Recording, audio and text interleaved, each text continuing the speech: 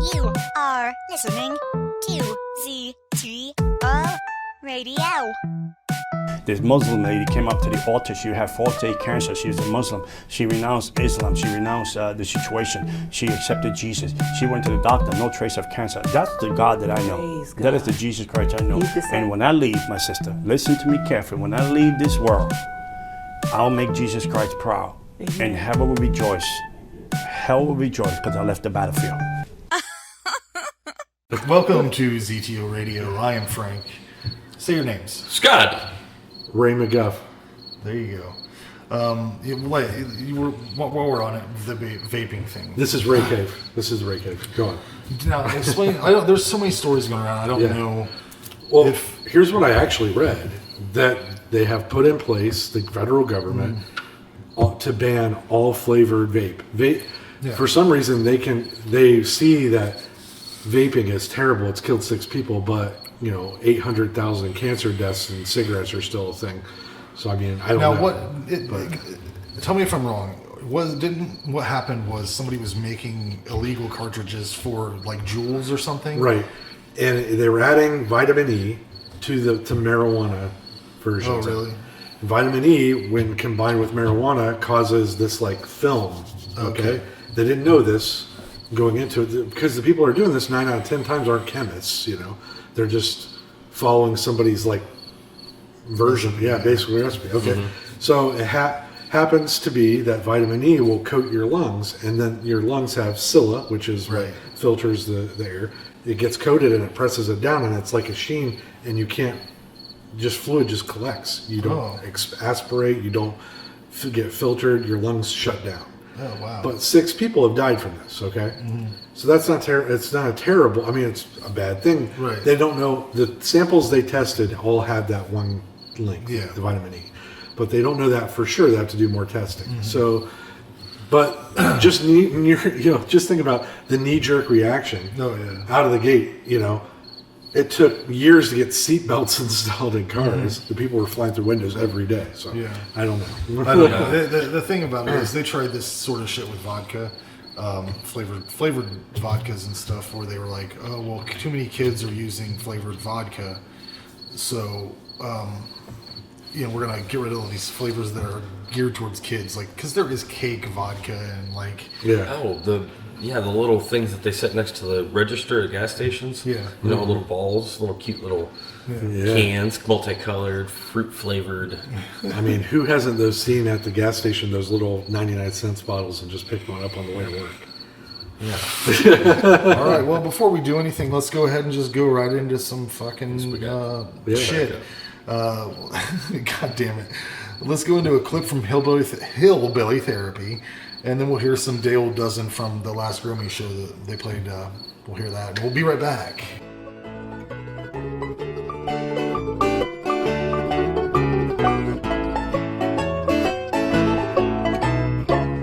We're going to solve some homeowner problems, huh? Ooh. Yes. Nice. Moving on up. Yeah. Says, I got a dang pigeon hawk stuck in my chimney and I don't know what to do. I mean, I guess it could be a squirrel or a raccoon, but it seems like I'm hearing a lot of bird-related noises coming out of there. What the hell should I do?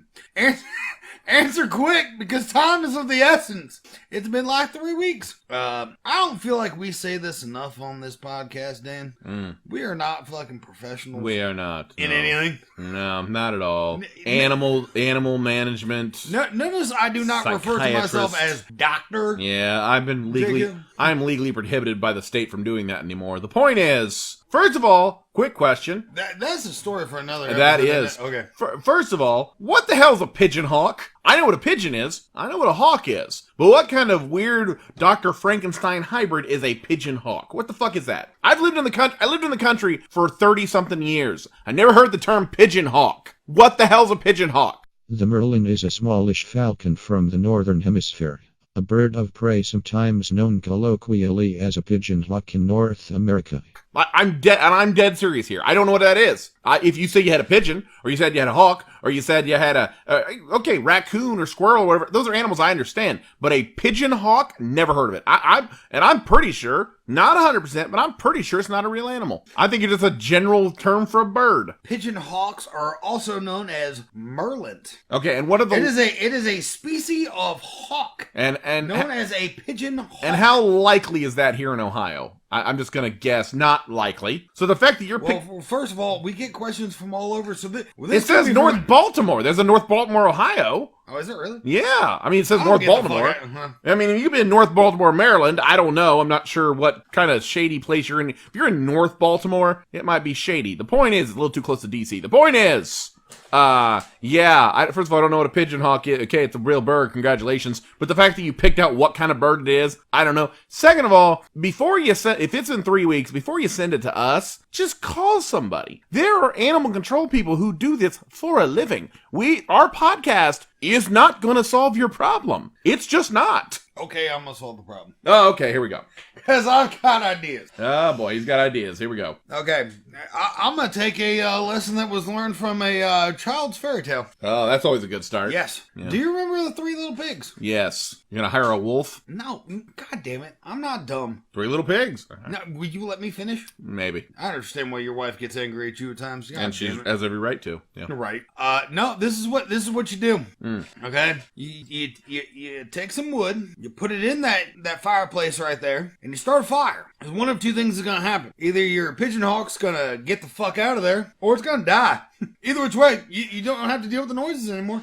I'm going to say... Nope, that's what we're going with. Hold on, I'm going to say that's a good idea. Right. What bothers me, and I'm just going to say this right now, what bothers me... Using advice from a child's fairy tale? No, that doesn't bother me, honestly. That I didn't think about that part. What bothers me is that a man who apparently can identify a pigeon hawk by sound took him 3 weeks to hear the story of, how about you put a fire in the fireplace? That should have been day 2 at best. The fact that it took you 3 weeks in a podcast to figure it out, I think all we figured out is that I'm smarter than this guy. Yes, oh yes, very much so. I that is not in doubt. I don't. I'm not gonna lie, that doesn't happen too much in my life. That's right. So that's usually a great thing to hear. You take the win where you can get them. That's You're right. I said. right. You take that win. My God, yeah. Call somebody, start a fire, do something.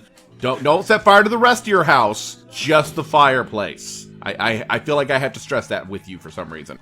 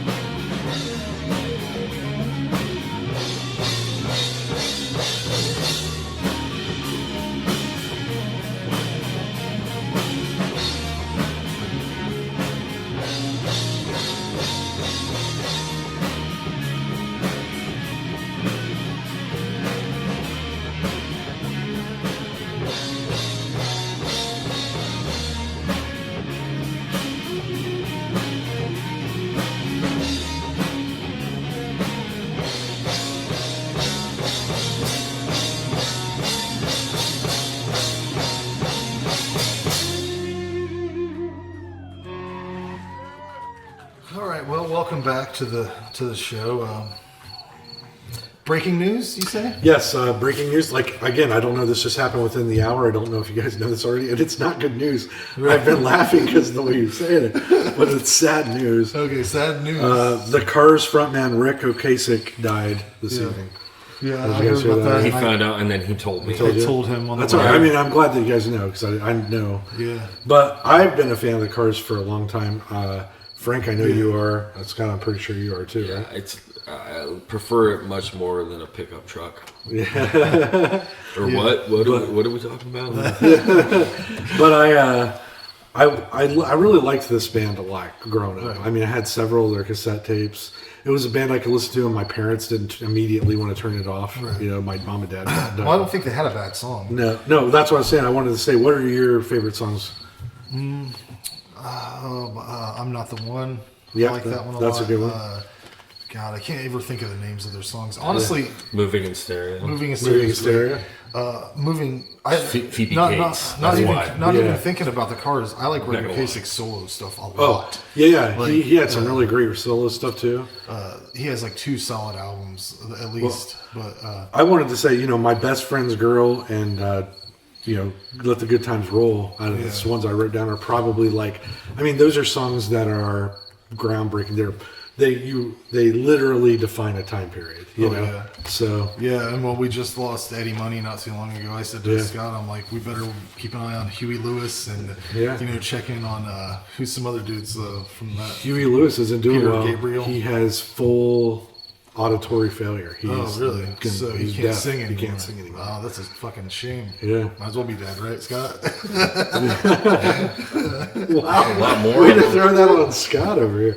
Isn't that right? Anybody with a disability should just go ahead and end it, right, Scott? If Huey Lewis can't sing, hip to be square anymore. Right. Maybe, Jesus. Maybe he could come up with something like, he learned sign language and he's like, Hip to me square. No.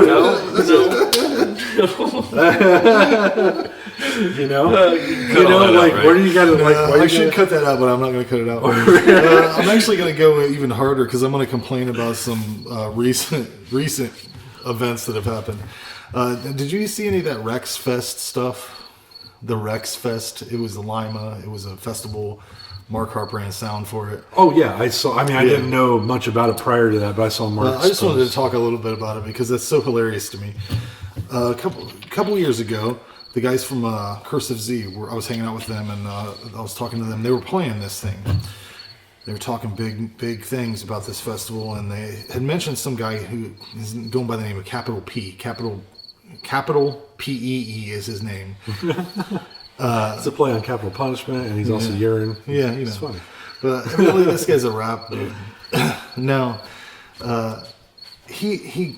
What happened was he gave Mark this whole list of the event, list of the day. This is and it looked bonkers to me because I've run several events, and I would never have 50 fucking rappers doing 15-minute sets. How do you even... That sounds insane to me. I can't even manage to get 5 people to show up, 5 groups to show up at the right time and get that shit to line up. But evidently he didn't write his own name on this itinerary. He wrote Master P. He wanted to be... Or he's whatever. a rapper. Right. He goes by Rex or something like that. The name of the festival, Rex Fest. Rex Fest. Now, this whole thread's going because Mark didn't get paid the right amount because he shut his shit off. The stage manager told him this is next guy's the last band, so he wants to gather. It's a 2-day long event in a bar. Right. Why are you doing that? I don't even understand that shit. But so Mark starts tearing his stuff down. This guy comes in, throws a baby fit on the stage, and I can't. You got your stuff unplugged. What do you think? It's Rex Fest. You don't think Rex is going to perform? Now, first of all.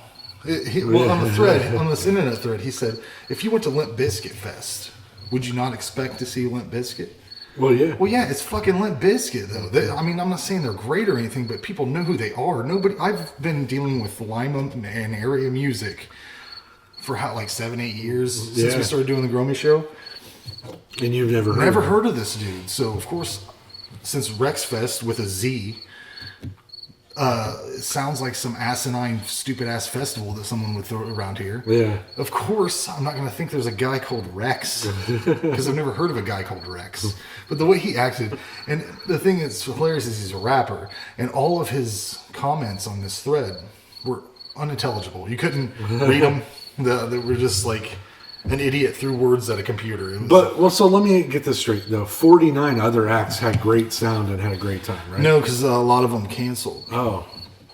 So this was a whole bust. The whole thing, from what Mark said, and I'm speaking out of, this is his story to tell. If you have questions about it, ask Mark Harp from Splitwig Sound. He'll tell you all about it, I'm sure. But yeah, because he's a reputable. Look, Mark's a reputable guy. Yeah. I've seen him run shows left and right with no problems, where people actually come and comment. I mean, you think about how hard it is to get somebody to give you praise in just real life, and they come, they seek him out to go, hey, you did a great job on our sound, you know. So he must be good. And then to think like you're going to yell at him, you know. Like I felt bad. I felt bad because we did an all-day show here in town, right? And we actually had stuff happening all day. This thing was a 2-day event that was supposed to start at like 1 or 2 on both days, and didn't end up getting started until 6 or so. So he was there for hours just waiting on people to come and show up and start doing things.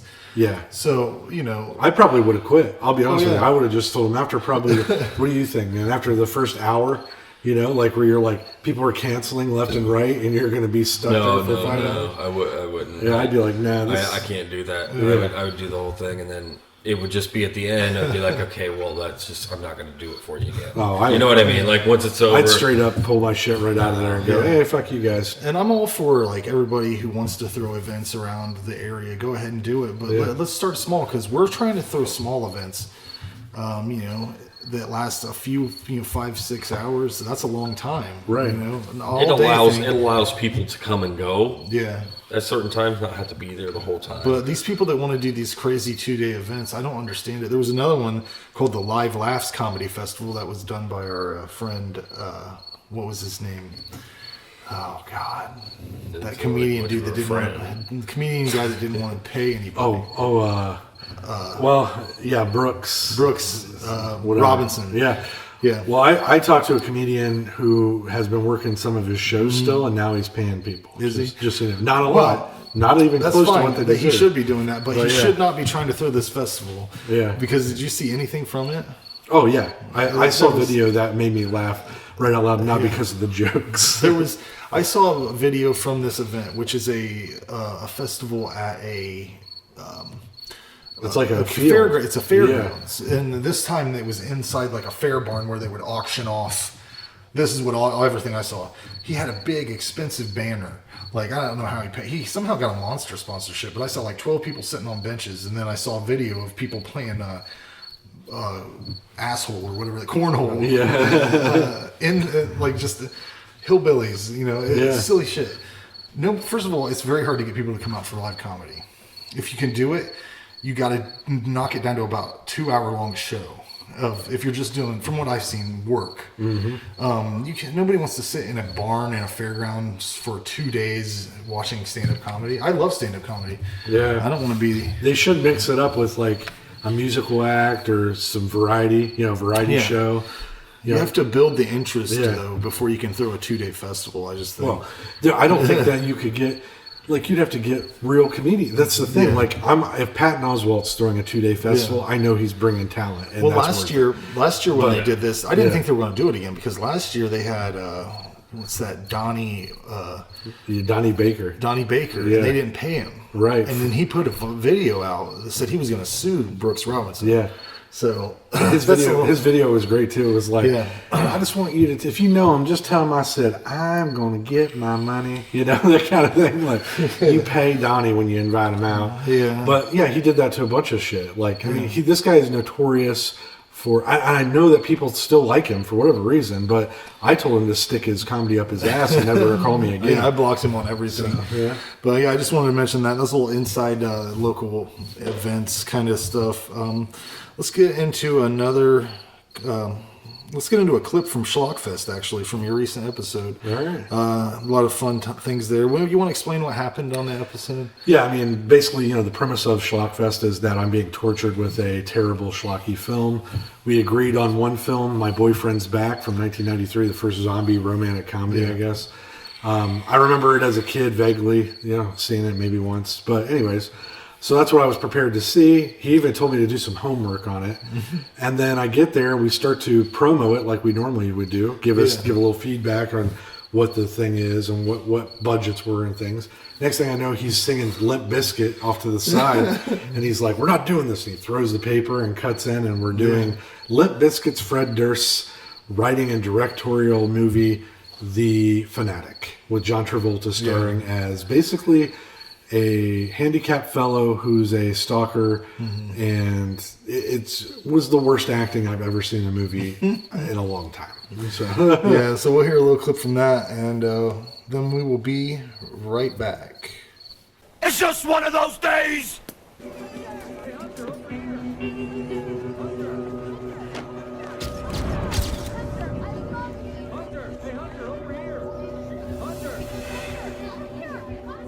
It's a pleasure to meet you, Mr. Dunbar.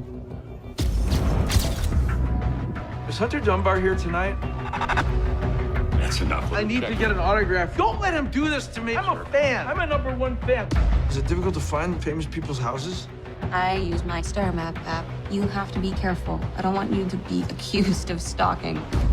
Hey, you can't just come to my private residence looking for me. Listen, pal, I don't know how you found me, but I don't ever want to see you in this neighborhood again.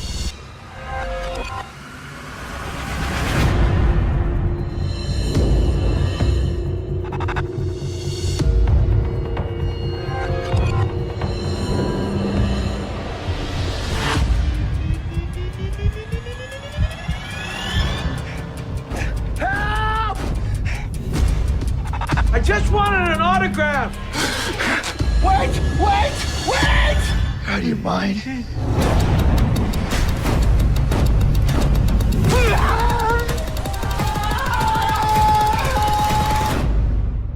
All right, we're back. We're back. My Boyfriend's Back. Great movie. Yeah, we did not watch that. We just finished The Fanatic.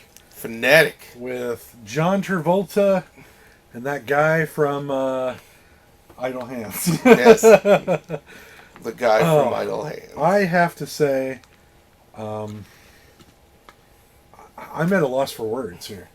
This might be the most Academy Award winning role John Travolta has been waiting for since Pulp Fiction. It might be the saddest thing I've ever seen an actor of that caliber fall to.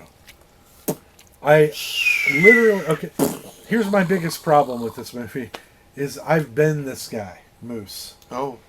I went to several horror conventions, and I've been a stuttering fucking moron around celebrities. So you're a stalker, is what you're telling me.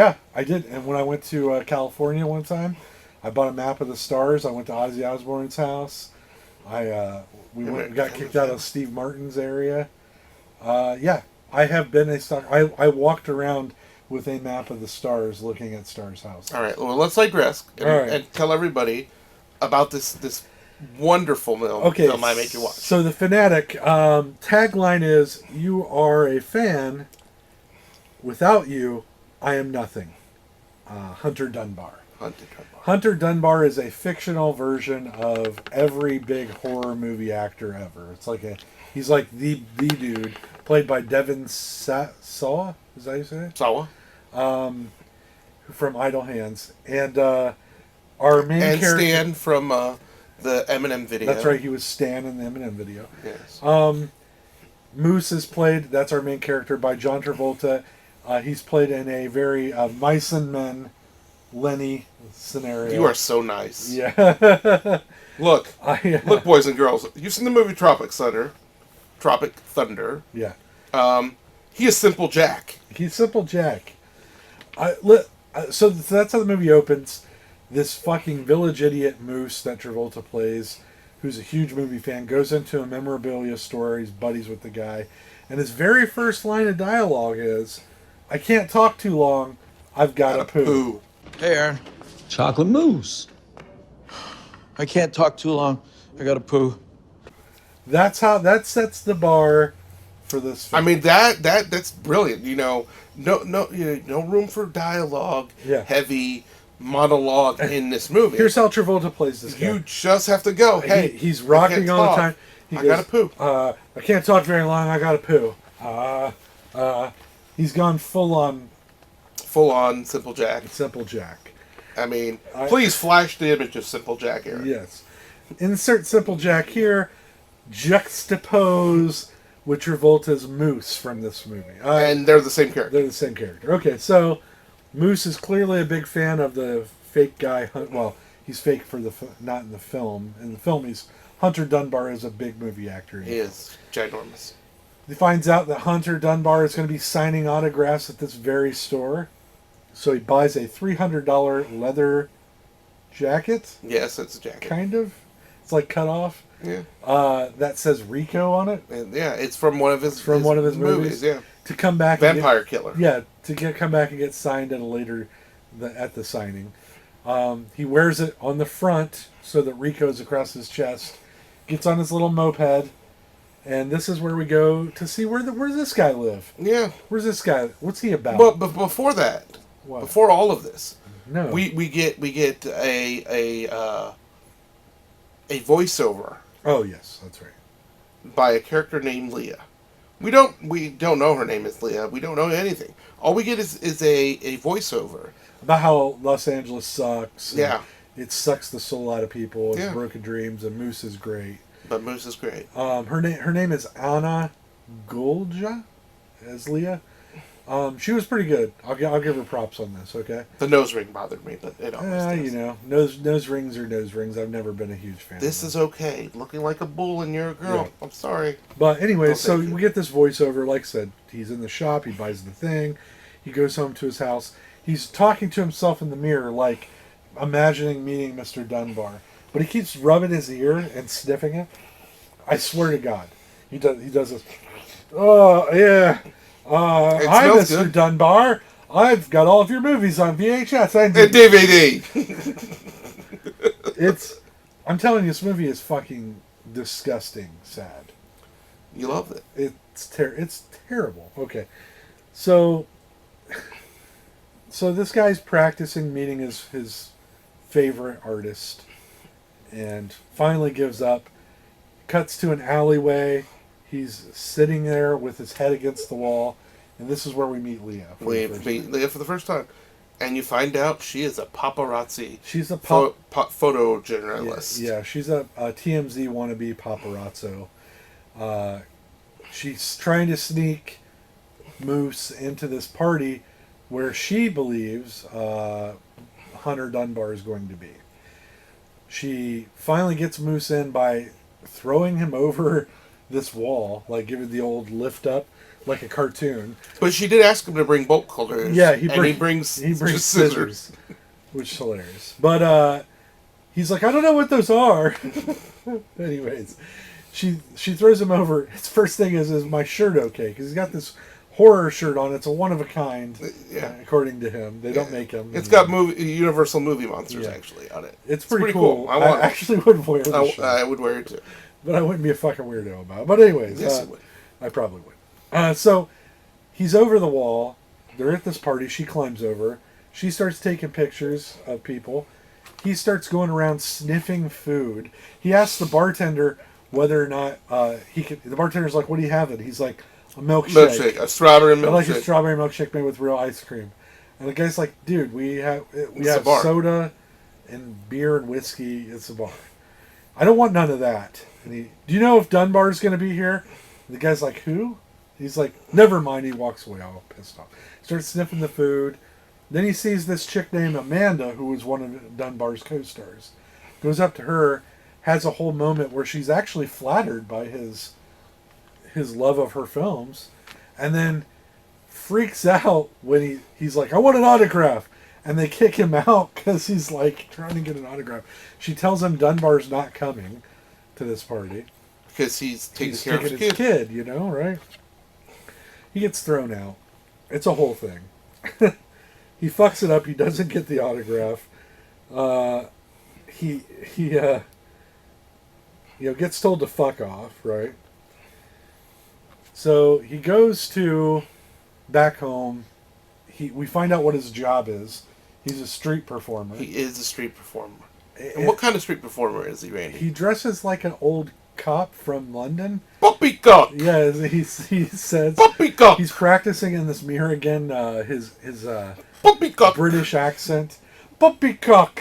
Poppycock! I'm from London, England. The Beatles are coming! Yes, I don't know what character he's supposed to be, but he gets pictures taken of Hollywood. If you've ever been to Hollywood, on Hollywood Boulevard, there's all these fucking nutcases. That's why it's called Hollyweird. Trying to get you to take a photo with them for money.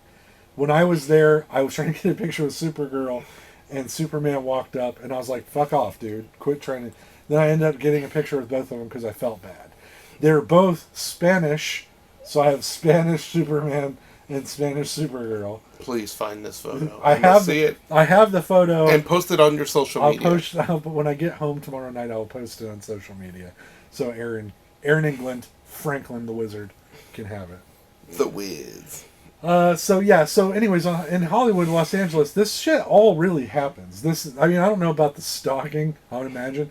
Like I said, you get caught up in it. It's a very weird vibe there. You get caught up in the celebrity. So anyways, that's his job. Seek help for Randy. I just want your autograph. Fucking give me your autograph. I'm your biggest fan. I pay money for your shit. I've seen all your films.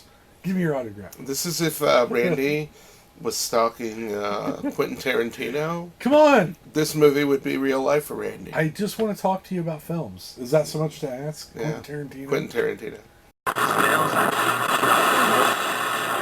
September 28th. September 28th, we will be here doing a live podcast taping for the Groamy Show, for Hillbilly Therapy, and for Exploder, which is a wrestling team podcast.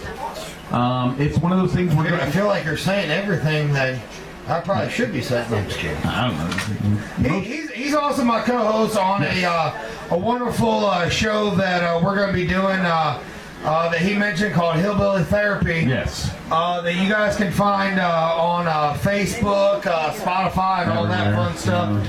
That we're going to answer y'all's questions if y'all need help. Y'all come out next month. We're going to be doing the first ever podcast recording of Hillbilly Therapy. We're going to be able to help y'all answer questions. Yeah. We'll also be drinking in the parking lot, doing sexual favors. I don't know. So that's what you're going to be doing. I will be at home by that point. If you need help but can't afford a real doctor, we're here. We do not take Medicaid. We do not take anything, but we do take beer, cigarettes, and gummy worms. For the kid that's he will accept weed. He will accept weed as well. Just a heads up. He will accept it. He will beg you for it. He will take it. Any drugs that I can sell in my trailer park. Oh, dear Lord. Please come out September 28th. Yes, good way. First ever live podcast recording of Hillbilly Therapy. Yes. Thank y'all for the time. Y'all enjoy the music the rest of the night. We'll be drinking in the parking lot. Y'all have fun. And he doesn't just mean tonight. He will be doing it next week and the week after. He ain't lying. He's gonna drink in any park, and not just this park, any parking lot, any at all. Tractor Supply, Walmart, especially Walmart. Okay. Better yet, for promotional purposes, I will come to your business and drink in the parking lot. I know. You're welcome. And for an extra fee, he'll perform on Drunk and Disorderly. That's, for business. All right, we're back, and that was a little ad for our upcoming live event. We're going to do some podcasts at Groamy's. The Groamy Show podcast, I think Dale Dozen's coming in. They'll do a couple acoustic songs. And let's see what else is. Hillbilly Therapy is going to be there with special guest Clint Beastwood. Not Clint. Yeah, Clint Beastwood. Okay, then. And we'll also be doing Exploder. We'll be talking about wrestling. Come and talk about wrestling or whatever the hell else we talk about with us. We will probably rope you into it if you were there. It's free, though. I mean, you don't have to pay to be embarrassed. Yeah. I wanted to give my review of the Crown Peach Royal. Has anyone tried it? Have you tried it? I tried it. Well, you can give a review too. Did you get? No, I don't drink anymore. No, I gave it up for Lent. Well, I don't like how I become when I drink. So. Oh wow, that's a little insightful. Yeah. It was Crown Royal with peach flavoring in it. It tasted really cheap, didn't it? Yeah, I that's how I reduce it, because the taste of the whiskeys is not any better than what Crown Royal is, and then it's just peach flavor. Yeah, that's the way I felt. Now, don't get me wrong. I drank it all. I drank all the bottle, of course. Now, don't get me wrong. It was delicious after 3 shots. Yeah. But people could save themselves just It's buy a lot of bottle trouble. of Crown Royal, buy a bottle of peach schnapps. And Yeah, that's basically what it is, and you'll get a stronger drink that way. But yeah, what else do you have, Ray? Oh yeah, I have another serious topic that just happened this weekend. Did you guys see about this drone strike in Saudi Arabia? Mm-hmm. I think I read about it. Yeah, so terrorists strike the biggest oil field in all of Saudi Arabia, and the very first thing that we hear is how our gas prices are going to go up. Now, I'm not an expert, but if your oil fields are on fire, I'm really sorry, but we have a whole shitload of oil on over here. So, I don't think that I should pay 10 cents more. I don't know. Yeah, You're right. Yeah, you can't at the same time brag about how you are the world's leading producer in oil. Right. So America can't just be like, well, we make the most oil. Right. We're the best at that. Right. So why can't we just, why do we have to, It's I mean, we are one of the biggest users of it. Right. Well, yeah, which we shouldn't be, because we have our own. But, That's right. But to offset that, it's like beef prices. I can't even tell you what happened, because I don't remember. But I read a story that something happened. Now ground beef is outrageous. Yeah, it's going up. Like, I'm talking about like wholesale. What I buy. Well, if you even go to the grocery store, price. You can't get it cheap. Now, yeah, if they're on my end charging, used to be under $2 always. Mm-hmm. Under $2 a pound, and then it went up like $2.50, $2.60 now. So for you guys, it's usually $3 a pound is good. Yeah. At the grocery store, but now it's like $4 or $5. I mean, fuck, you're gonna have to start buying sides of meat and just grinding it yourself. I used to buy the pre-done patties for hamburgers insane, because they were cheaper than buying a big thing of it, right? Now it's more. I'm like, why would I give you $6 because you did some sprinkles on some patties when I could buy a whole tub of it, for the same price? And it's insane. And that's the thing about our country. I fucking hate this place so much. And people are like, oh, you're going to get in trouble for saying it. No, I want this place to be better.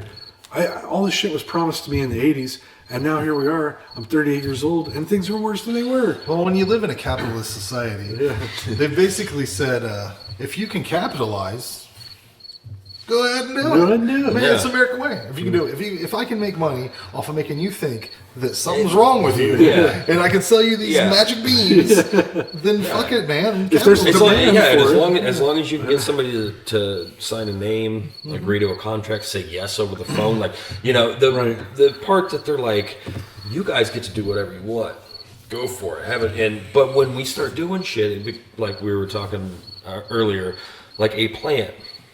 You can't. A plant is you ban it, right? Well, you talk about bring up a gun and it's everybody just goes insane. That's my right as an American because it says in this document. We ban plants. We ban people. Right. We ban things that I'm allowed to do. Some old dead guys wrote down something on a piece of paper, and they're dead. But then people go, this is the most sacred paper. It goes right here. And we can't ever change anything. What they write? Well, they wrote that you can't eat corn anymore because there's a corn famine because it's 1870. Like, give me a fucking break. They do that with both the Bible and old political documents. Yeah. And they won't budge on them. They're like, everything else can fucking change. My TV can go from being this fucking huge and this thick to being, just the size of the thickness of a tablet. Like picking up with a hand. But I like my laws and I like my religious beliefs to be based so long ago that it's irrelevant. Right. Well, when it said take up arms in a well-regulated militia, these were muskets, and they were literally regulating themselves. It says it in the title, right? And now it's just a bunch of guys who are going, hey, I like that, I'm going to buy that. And then they go in their backyard and they fire it off, and they're like, "Hey, I'm a militia now. I'm a militia. Look at me, I'm a militia." I saw a guy that like, give me a break. somebody had in front of a gun store had put a trebuchet, you know, with those like an old style sling. What is it? Slingshot? Yeah. It's like and the sign said no background check on vintage weaponry or something like that. I'm like, wait a minute, if that's actually true and somebody that could really fuck a neighborhood up, right? Like, or a big version of that thing. Just imagine there's a crazy dude right here in Kenton. It's on my street, and he's like, "That's my trebuchet. You can't have that. You come and get my trebuchet with my cold dead hands." You're like, it's gonna kill the whole town. It's a boulder. You got a boulder on a rocket launcher, basically. You know who would buy it? It's the guy that has a huge statue of like a knight on a horse. What is the deal with that? While we're on that, I drive by it every day. Oh, is he an old Spartan? When I first saw it, I was with my wife, and I said, "You think he's married?" She's like, "I don't know." And I'm like, if he is, that's a hilarious scenario. Like, he just brings it home drunk one day. Come on, baby, look what I bought. I just want to know what prompted it. Was it his heritage? Is he proud? You know what I mean? Like, it's such a random thing. For those of you who don't know, it looks like a Roman soldier in full gear on a horse, and it's like 7 feet tall. Yeah, it's very tall. In this guy's front yard, and I don't understand. It doesn't have like a plaque, like, "Here lies the ancient bones of Romedy Domedy." You know? I like to picture that he's not married anymore. That was the thing. She was like, you gotta either get rid of that or I'm leaving. And then he's like, "Bitch, I have lived my whole life for that statue. I've been waiting to get it." Or she left him, and he was like, "She ain't getting none of my money," and he spent all of his savings on a giant Roman. The house is paid off. Yeah. I mean, have you seen it, Scott? Mm-mm. It is nuts, dude. But one day when you're up here, we'll have to take you out by when it's daylight. Yeah, it has to be daylight for you to I see. wanted to pull over the first time I saw it and get out and take a picture with it real quick and run back to my car. I almost did. It literally looks like some shit that like a hillbilly bought when he got too much money. Yeah. Or something like, well, goddamn, that's a statue of a motherfucking soldier. I just trimmed up all these bushes. You know what I could use here is a 7 foot tall Roman soldier. Like, on horseback. Well, them oil men did come through and give me a pretty tidy picture. Well, yeah. It just depends on if they sought it out or they happened upon it. Right, if they happened upon it, that's probably okay. Because what would you do if you happened upon it? If somebody gave you that, I would totally rock it. Yeah. What else you gonna? You can't put it inside. So it's like, okay. I would have a driveway poured that was circular, and have it put right in the middle, and then put like a bird bath in front of it. In his case, like he was saying, if you were like searching, I need this. Yeah. I need this. This is I've been looking at. Maybe build it. Right. Is it possible to build what that is in your garage, or is it like too? It's too intricate. I don't know if you were an artist, possibly. But that's the thing. I don't know what it's made of. Is it made of marble? Is it made of wood painted to look like marble? Is it not marble? We need a close investigation. I want to go up, and I just want to go. That's an Area 42 special. I'm doing. Here's what I'm doing, sir. I'm very sorry to bother you. I'm a journalist, and I'm doing little kitschy pieces on folk art, and I see that you have a giant Roman in your front yard. Could you explain the artist and the reason behind that, just so I can know?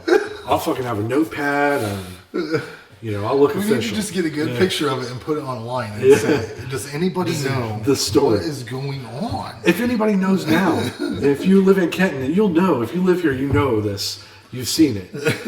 What is the deal? Send us an email. I just want to know. Or just put out there that what your theory on how it happened. Yeah, what's your theory about the Kenton? Keeps away the ghosts. Anyways, let's get into some more stuff here. A little clip from Mike Solves. He just did an episode on gun control. That's pretty fun.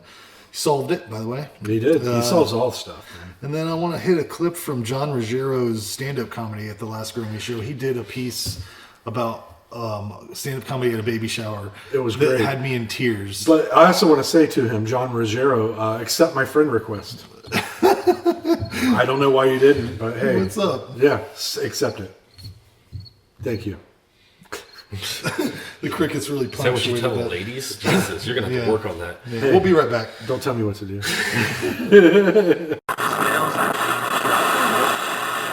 Active isn't really a necessary word when you're referring to a shooter, now is it? I mean, the experience of shooting is active in itself. It's a verb. That's what verbs do. You don't have to tell me when someone is shooting people that they are actually active. I mean, I don't think the level of their physical activity is what they're referring to, and certainly someone who is stationary and shooting somebody is just as active in the process of murdering people as someone who's just, I don't know, walking down the street with a handgun. So to tell me that, to add the extra word, to tell me that they're active, seems a little redundant to me. And given the seriousness of a situation when it comes to a shooting, I'd say that we really don't have time to waste on extra words, especially if I am in the immediate vicinity of where said shooter may be. You don't even need the mood enhancement of the extra word either, do you? Not at all. Because again, when bullets are flying somewhere near me, I am sufficiently terrified whether you add the adjective of active or not. And that also leads you down a weird rabbit hole that if there is such a thing as an active shooter, that would also lead you to believe that there's such a thing as an inactive shooter, right? And I just try to picture what that would be. I mean, is an inactive shooter somebody, a guy who's just angry but not angry enough to go buy a gun, or angry but he doesn't own a gun? Because if that's the case, then we're all inactive shooters at some point in our life. And I mean, what if you are a guy who's angry and you have a gun but you're not using it? Are you an inactive shooter? And if you are, I mean, and you're not using your gun, then you're probably not doing anything wrong in a lot of areas if you're allowed to carry a weapon. For all I know, all these inactive shooters out there might be these good guys with guns that I occasionally hear so much about. And and apparently they're there to make me feel safe. But I can tell you this, that I've never met one of these good guys. And quite honestly, if any man or woman ever came up to me on the street and said they wanted to show me, and they seemed really pleasant, and they wanted to show me what was in their pocket just to make me feel safer, I would probably run before the chloroform got to me, because that's what I think would be coming next. So really, the point here is just can the sensationalism when it comes to describing shootings. They pack enough punch as it is, all right? I've been in kind of a slump lately. I have not done a lot of comedy because of my last comedy show. You see, the last time I performed comedy, I performed 7 minutes of stand-up comedy at a baby shower. Let me go through, step by step, what happens. I was approached by a friend of mine who said, my buddy wants to have comedy at his baby shower, and I'll give you some money for it. And I'm like, fantastic, let's do it. I didn't hear anything until about 2 days beforehand, and I texted him and I said, so is this still going on? And he's like, yeah, all you need to do is come to the Lutheran church downtown to perform your stand-up comedy. When I arrived at the church, I walk in and find out that it is a beer-themed baby shower. That's a great idea. At a Lutheran church. With a half hour of stand-up comedy in the middle of it.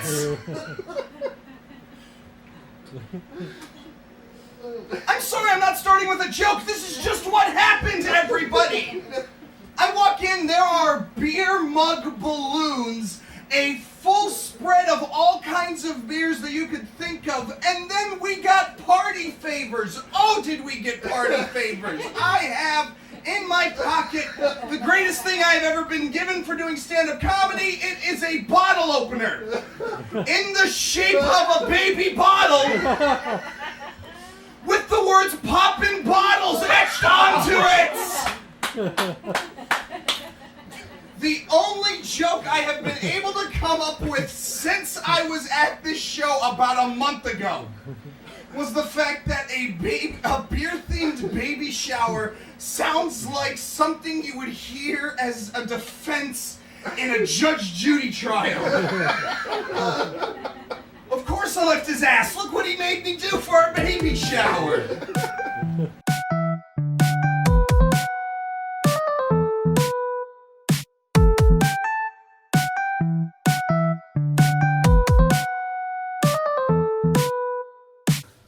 Back to the show. I think that I'm old enough to transition into Velcro shoes. I think that I've reached that age. Man, I've been saying that you could do that like years ago. You're right, that tender. The funny thing about it is, I feel like I am at the right. I'm almost 40.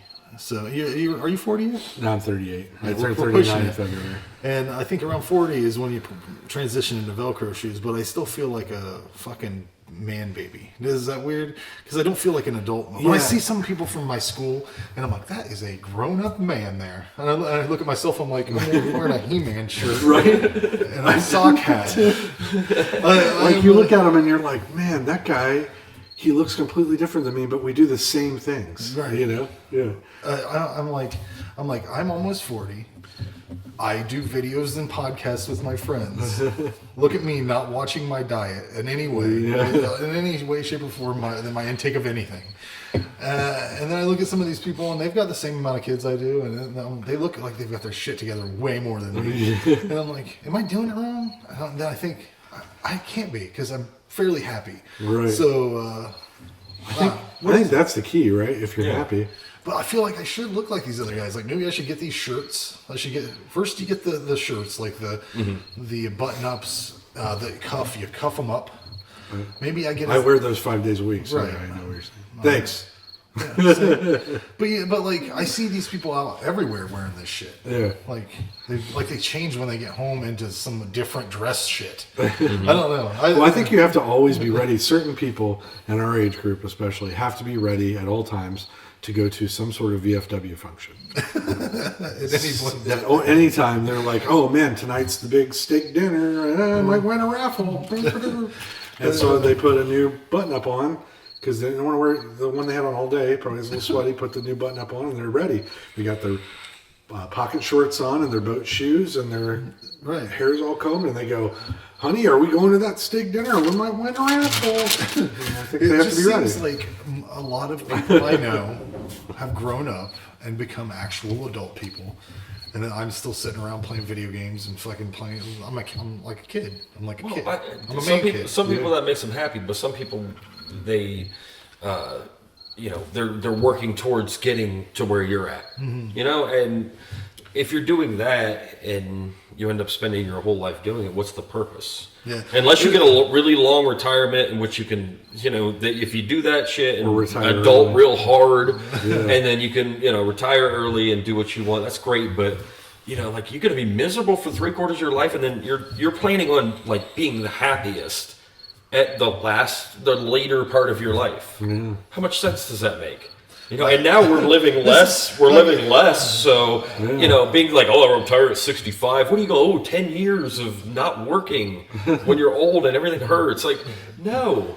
I guess that's when you're supposed to enjoy life. It'd be nice if it's. When I look at it, mostly it's I'm like, I work at a liquor store, and I have no inclination to get a better job.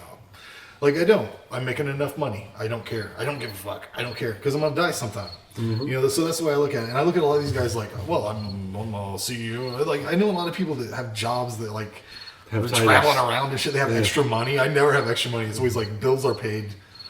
On to the next bills that need paid. Right. So I'm check to check definitely, or it's direct deposit to direct deposit, I guess now. But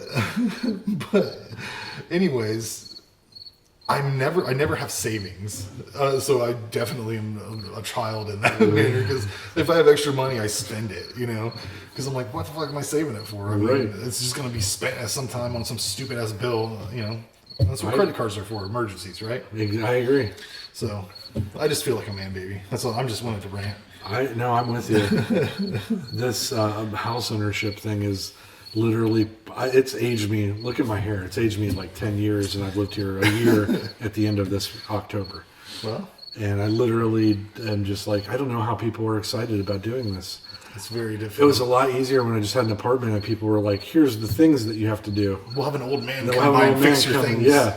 Here, if you have a leak, here's this. You just call this number. I don't want to be in charge. Merle will come by and fix your dishwasher. I hate you don't even find out what things are until they stop or don't work anymore. It's just a luxury to be able to call people at any time. But I've been in a situation a lot where it's like, well, there's no water. Right. Do figure it out. I've had that since I lived here twice. Can we call somebody? Not tonight. Just go figure it out. Yeah, if you lived in the city, if you lived in the city, if you lived in a big city like Columbus, you could call somebody 24 hours a day. Yeah. But guess what, Kenton? Nope. Had to wait till 7:30 the next morning, so all night long I had to pour water buckets into where I pissed so it would go down. That's fun. Yeah, well, the city will still like.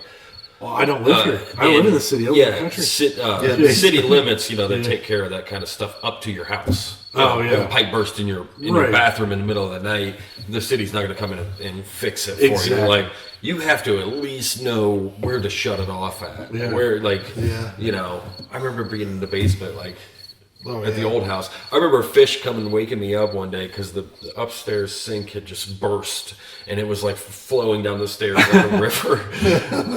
Holy shit. Hey man, the house is, there's a problem. There's a waterfall in the house now. That's always good. Yeah. And shit'll happen in this town that is unexplainable. Like the power went out. Did the power go out here the other night? Yeah, they called us. Oh yeah. Did you get a phone call? I didn't get a phone call. No. The phone starts ringing and we have caller ID. It comes on our TVs. Yeah, because we have a landline. This is my folks. They need it, in case something were to happen. But but it says AEP. It's 9:30 at night. I went. That's going to be a scam. So I didn't answer it. My mom answers it, right? She comes knocking on my door. She's like, hey, that was AAP. They said they're going to turn the power off in an hour?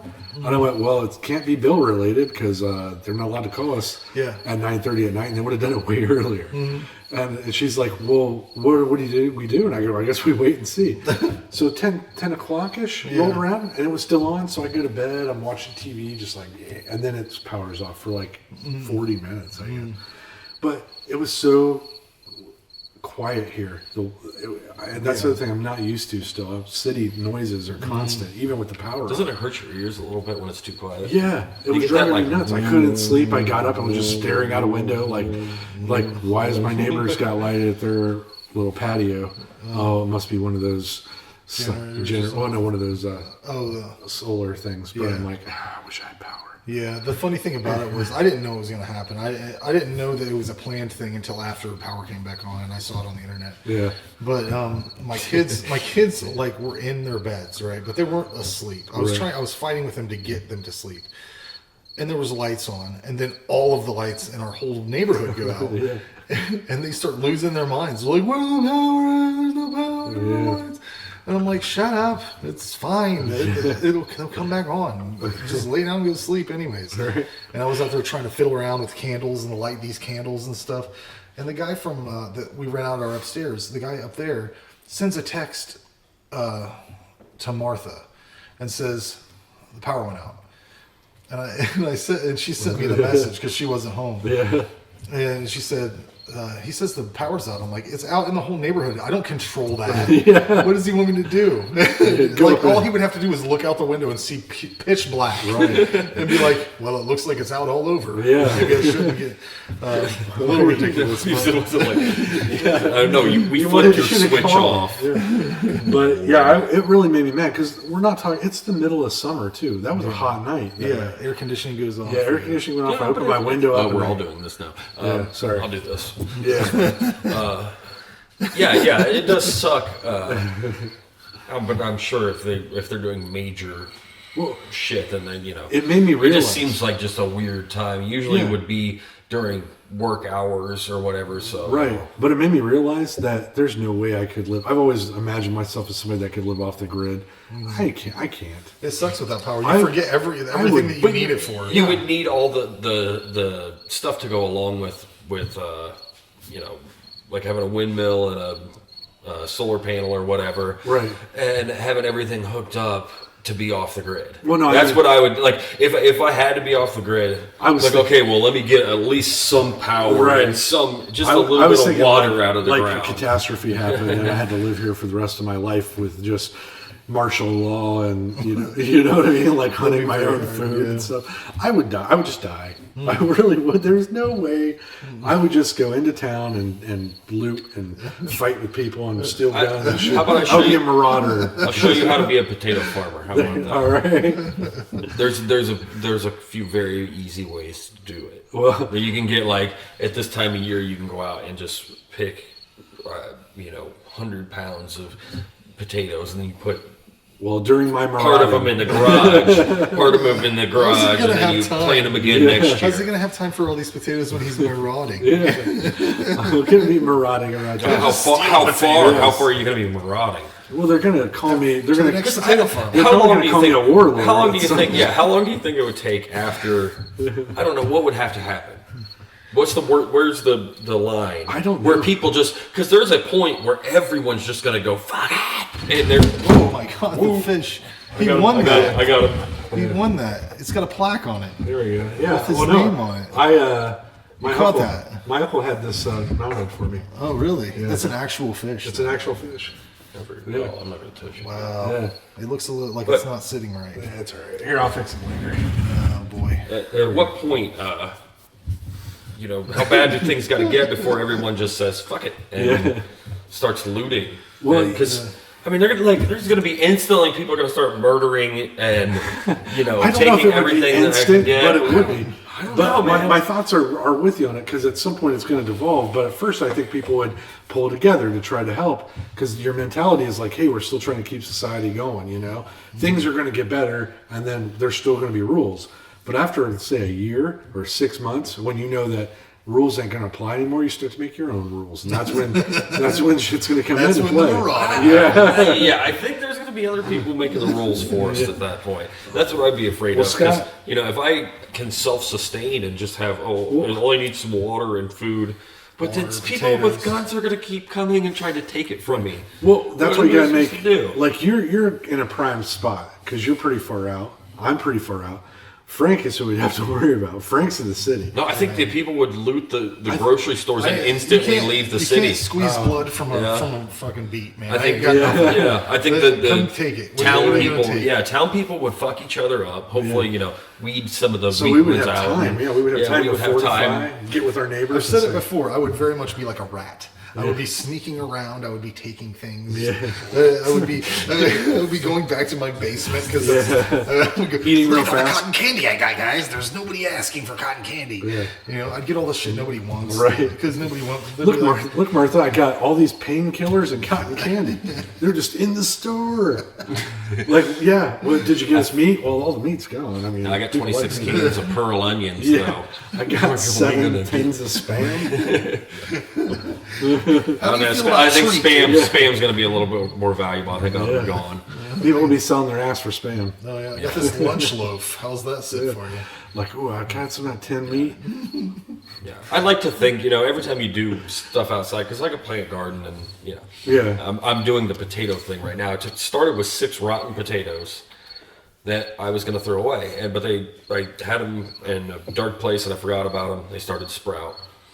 So I was getting ready to throw them away. No, I'm going to just put them in the yard over here. I'm just going to dig a little bit. Didn't do much work. Put them in. And right about now, I pull them up, and there's per plant, per 6 of them, there's probably 20 or 30 potatoes. No crap. Red potatoes. And, they're pretty decent size. Some of them are real small, but See, that's ingenuity right there. That's why I'm kidnapping you first. But I would think that, like, okay, well, how long can I really make it on Okay, that? maybe I won't be You know? maybe I won't be like a rat. I'll be like that lady from the Labyrinth with all the shit on her back. Yeah. Because I'll be like gathering things, but I'll be going door to door going, "Do you have any rotten potatoes?" I'll trade you this one boot. I can tell I've you. got a chair. I Have mean, you seen a chair? my like dream this? is for that to happen though one day. Because one day I'd like to see society crumble and see what happens. I mean, and it's happened in other people's lifetimes. Why not mine? Yeah. If it was the Like day Derek before Collins, you if were you're watching supposed this, to die anyways. I want to see what happens to you in the apocalypse. I'm sorry. I'd like to follow you around because I imagine it would be glorious. It would be a fun adventure. Yeah.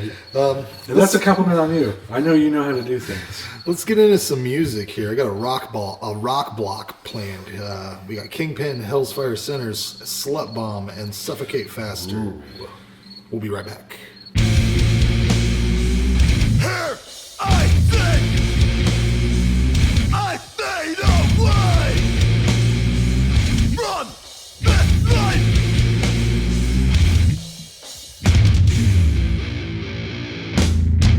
No one can see the pain deep inside of me. Hold me down a little closer, so I can watch the sunlight go out like you'll never feel the pain deep inside of me.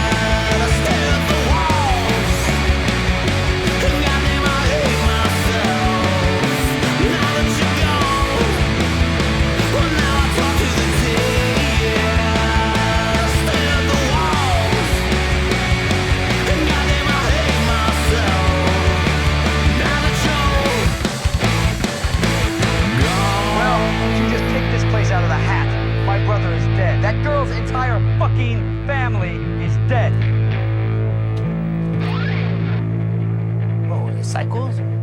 They look like psychos? Is that what they look like? They were vampires. Psychos do not explode when sunlight hits them. I don't give a fuck how crazy they are.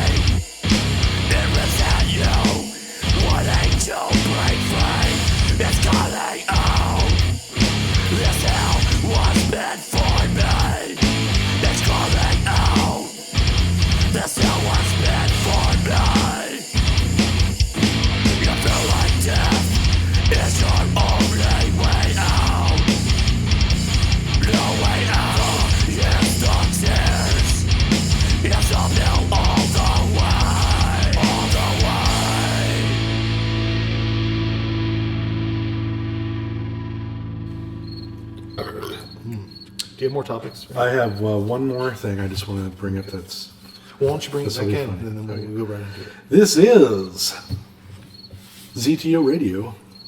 I'm one of the hosts for this event, Ray McGuff. Yeah. 2 name callers. Sexy time. Anyways, we're back. Frank wants me to lead off with my last topic. Yeah. My last topic is about me. Oh, wow. And it's just how I can't relate to people anymore.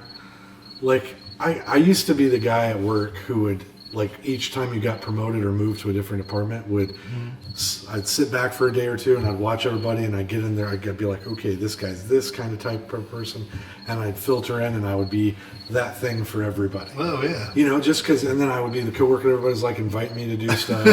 You know what I mean? It sounds sociopathic. It does. It is. And I've seen a movie. Keep going. No. That's how it would go. I know it sounds terrible, but it's how kind of corporate offices work, right?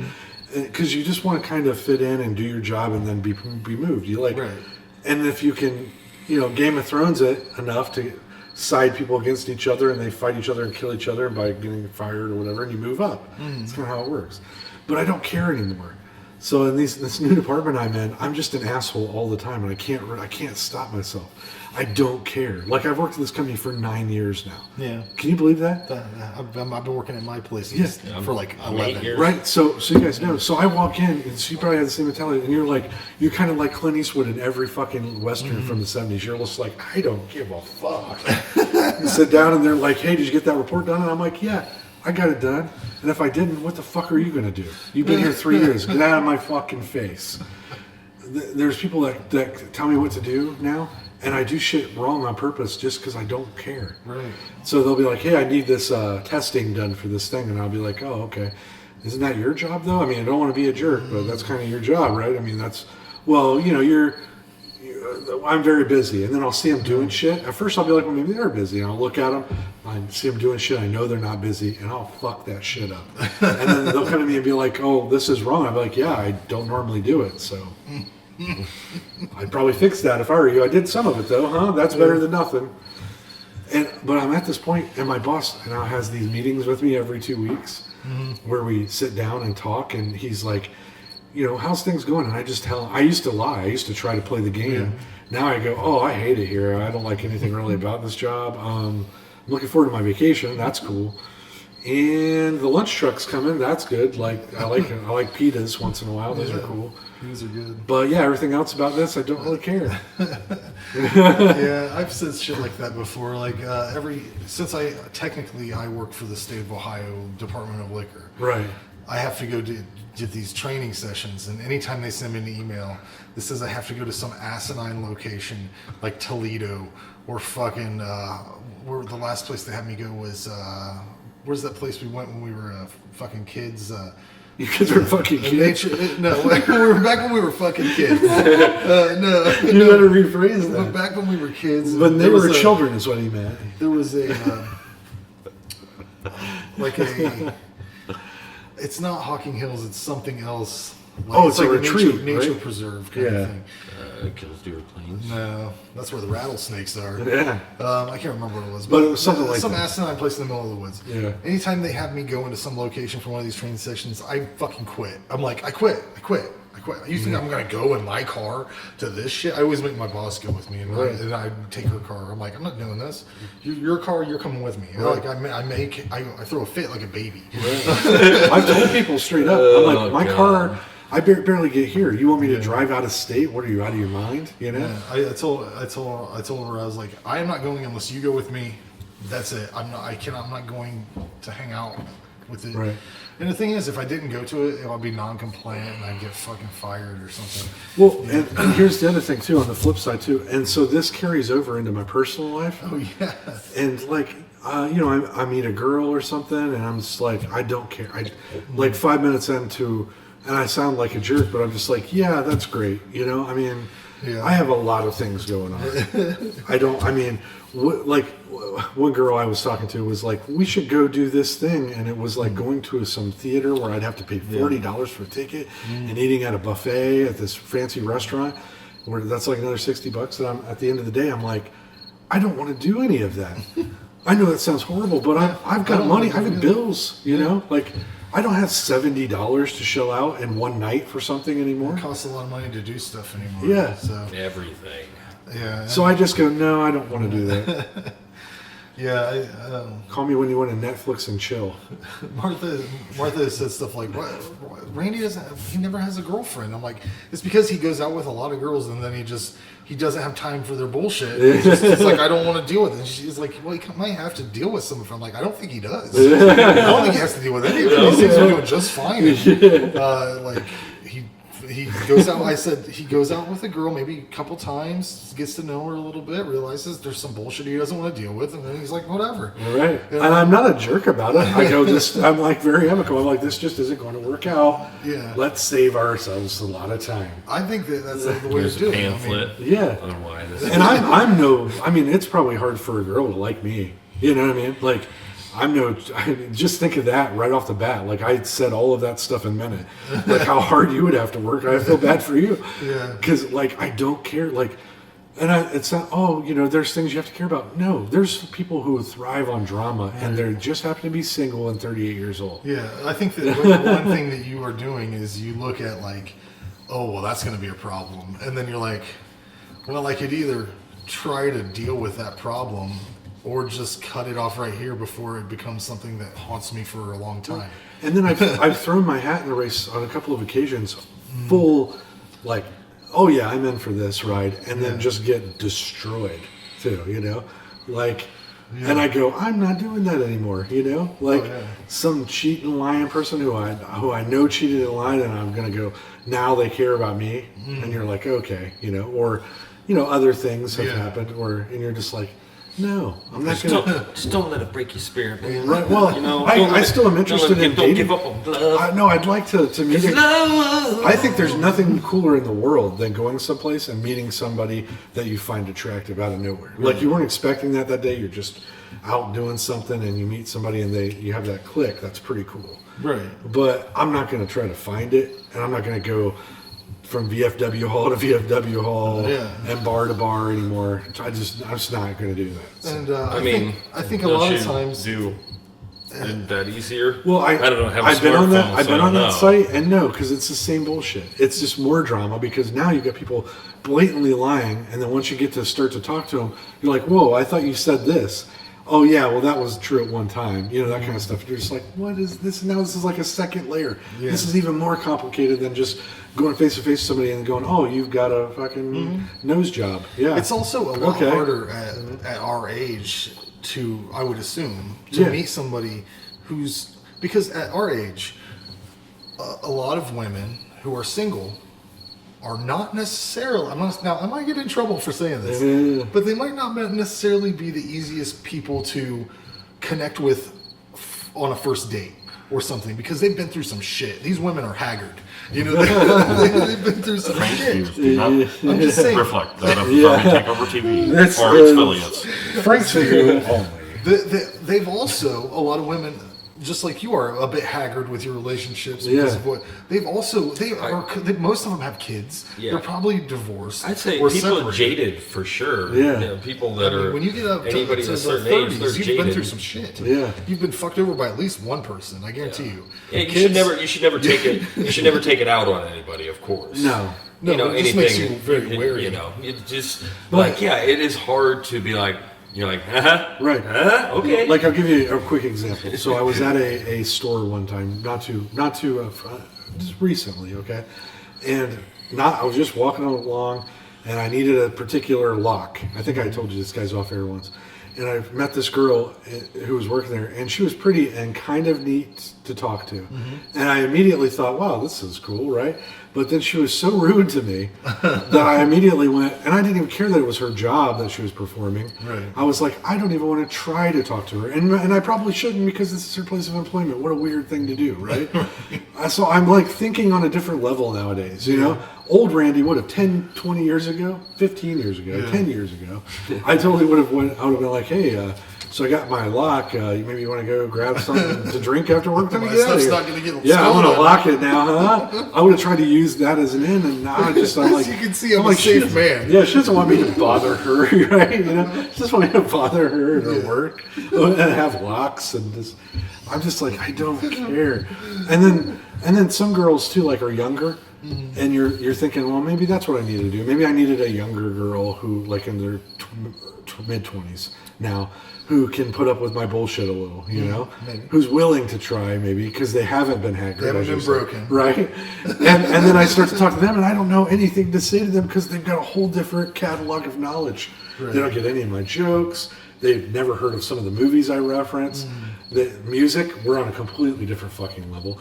9 Inch Nails, you know, I'm a huge fan of that still. And I had to tell a girl, oh, and then she was like, oh, Trent Reznor, I've heard of him. He score The Social Network? Yeah, he won an Oscar. He was in a fucking band before all of that. You know what I mean? Like, yeah. And then, you know, and then you start to talk to them and you're like, oh man, I could never keep up because they want to keep doing stuff. Every Saturday night, like, let's go do this. Let's go do that. What are we doing Friday night? I don't know. I'm going to watch reruns of X-Files. I'll tell you that much, though. Not everybody wants to do that. You know? It's funny to me, though, that like Martha just had her 15-year anniversary from school. And she said there were people there that got so drunk that they were throwing up. Yeah. And I'm like, if I had to do that, holy shit! When's the last time you did that, though? My 5-year reunion. Yeah. I went to. It was the last one I went to. It was the last one I ever go to, and I got hammered. We went to Indian Lake. We went to some bar. But that's 5 years out of school. Yeah, but I didn't throw up though because I can hold my drinking. I used to. I can understand, you know, the 5-year anniversary. Definitely some throwing up there. Yeah. The 10-year anniversary, probably a few less. Right. But the 15-year anniversary, you've got fucking shit going on in your life. Who the hell is throwing up off of drinking when you're that old? Well, that could be the first time some people have gotten out too. Oh, it could be, for a big event. You got to always remember that in our age group now.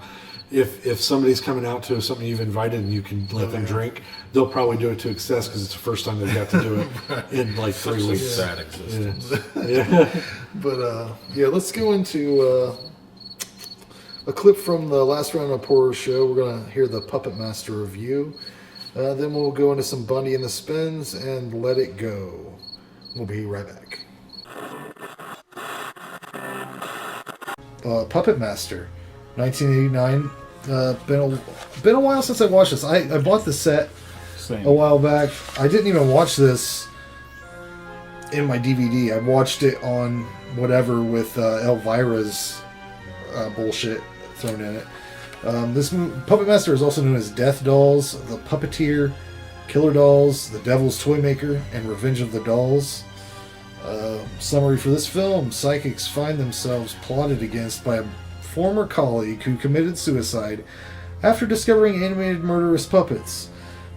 Director David Schmoller, who did Tourist Trap and 2018's Puppet Master Blitzkrieg Massacre. Written by Charles Band, Kenneth J. Hall, David Schmoller, and J.S. Cardone. Tagline: Killers come in all sizes. Distributed by Full Moon and Paramount, and out on Blu-ray through Full Moon. The theme to this movie is one of my favorite horror themes. Music? Yeah. It's really good. IMDb states that much of the soundtrack is actually just synthesizer arrangements of music from Tourist Trap, which I'm gonna have to go back and check that out. Cast highlights for this movie: William Hickey as Andre Toulon. You'll recognize him as Grandpa Lewis from Christmas Vacation. He also voiced the evil scientist on Nightmare Before Christmas. He was in the Tales from the Dark Side movie. Barbara Crampton's in this. She plays a woman at the carnival. You know what she's in: Shopping Mall, Reanimator, everything, From Beyond, all that stuff. People would notice these puppets. A great woman. This is my main statement on Puppet Master. People would notice them. They aren't small enough to run around in public areas without people going, "What the fuck was that?" They're bigger than a squirrel. And I noticed squirrels out of the sideway. Squirrel. Yeah, I'm all familiar with squirrel. You just had a squirrel experience. Jesus. Do you want to talk about that? I got a little bit of video. Maybe I can send you a little bit of video. Tell the people what happened to you with the squirrel. So my fireplace is shut off, sealed up because we rent. Anyway, so there's like 3 inches of insulation in there. Right. And so we've heard this thing for like 2 days. Yeah. And usually it might be like a mouse or something gets in there and it finds its way out. This thing sounded much bigger than that. So was like, well, what the heck? 'Cause after 2, like, I don't want it to die, and it's gonna start stinking. Right. So I busted open the insulation, and we had it like funneled off to this door. We had like a pathway. Sure enough, this thing comes out, and that's not even the.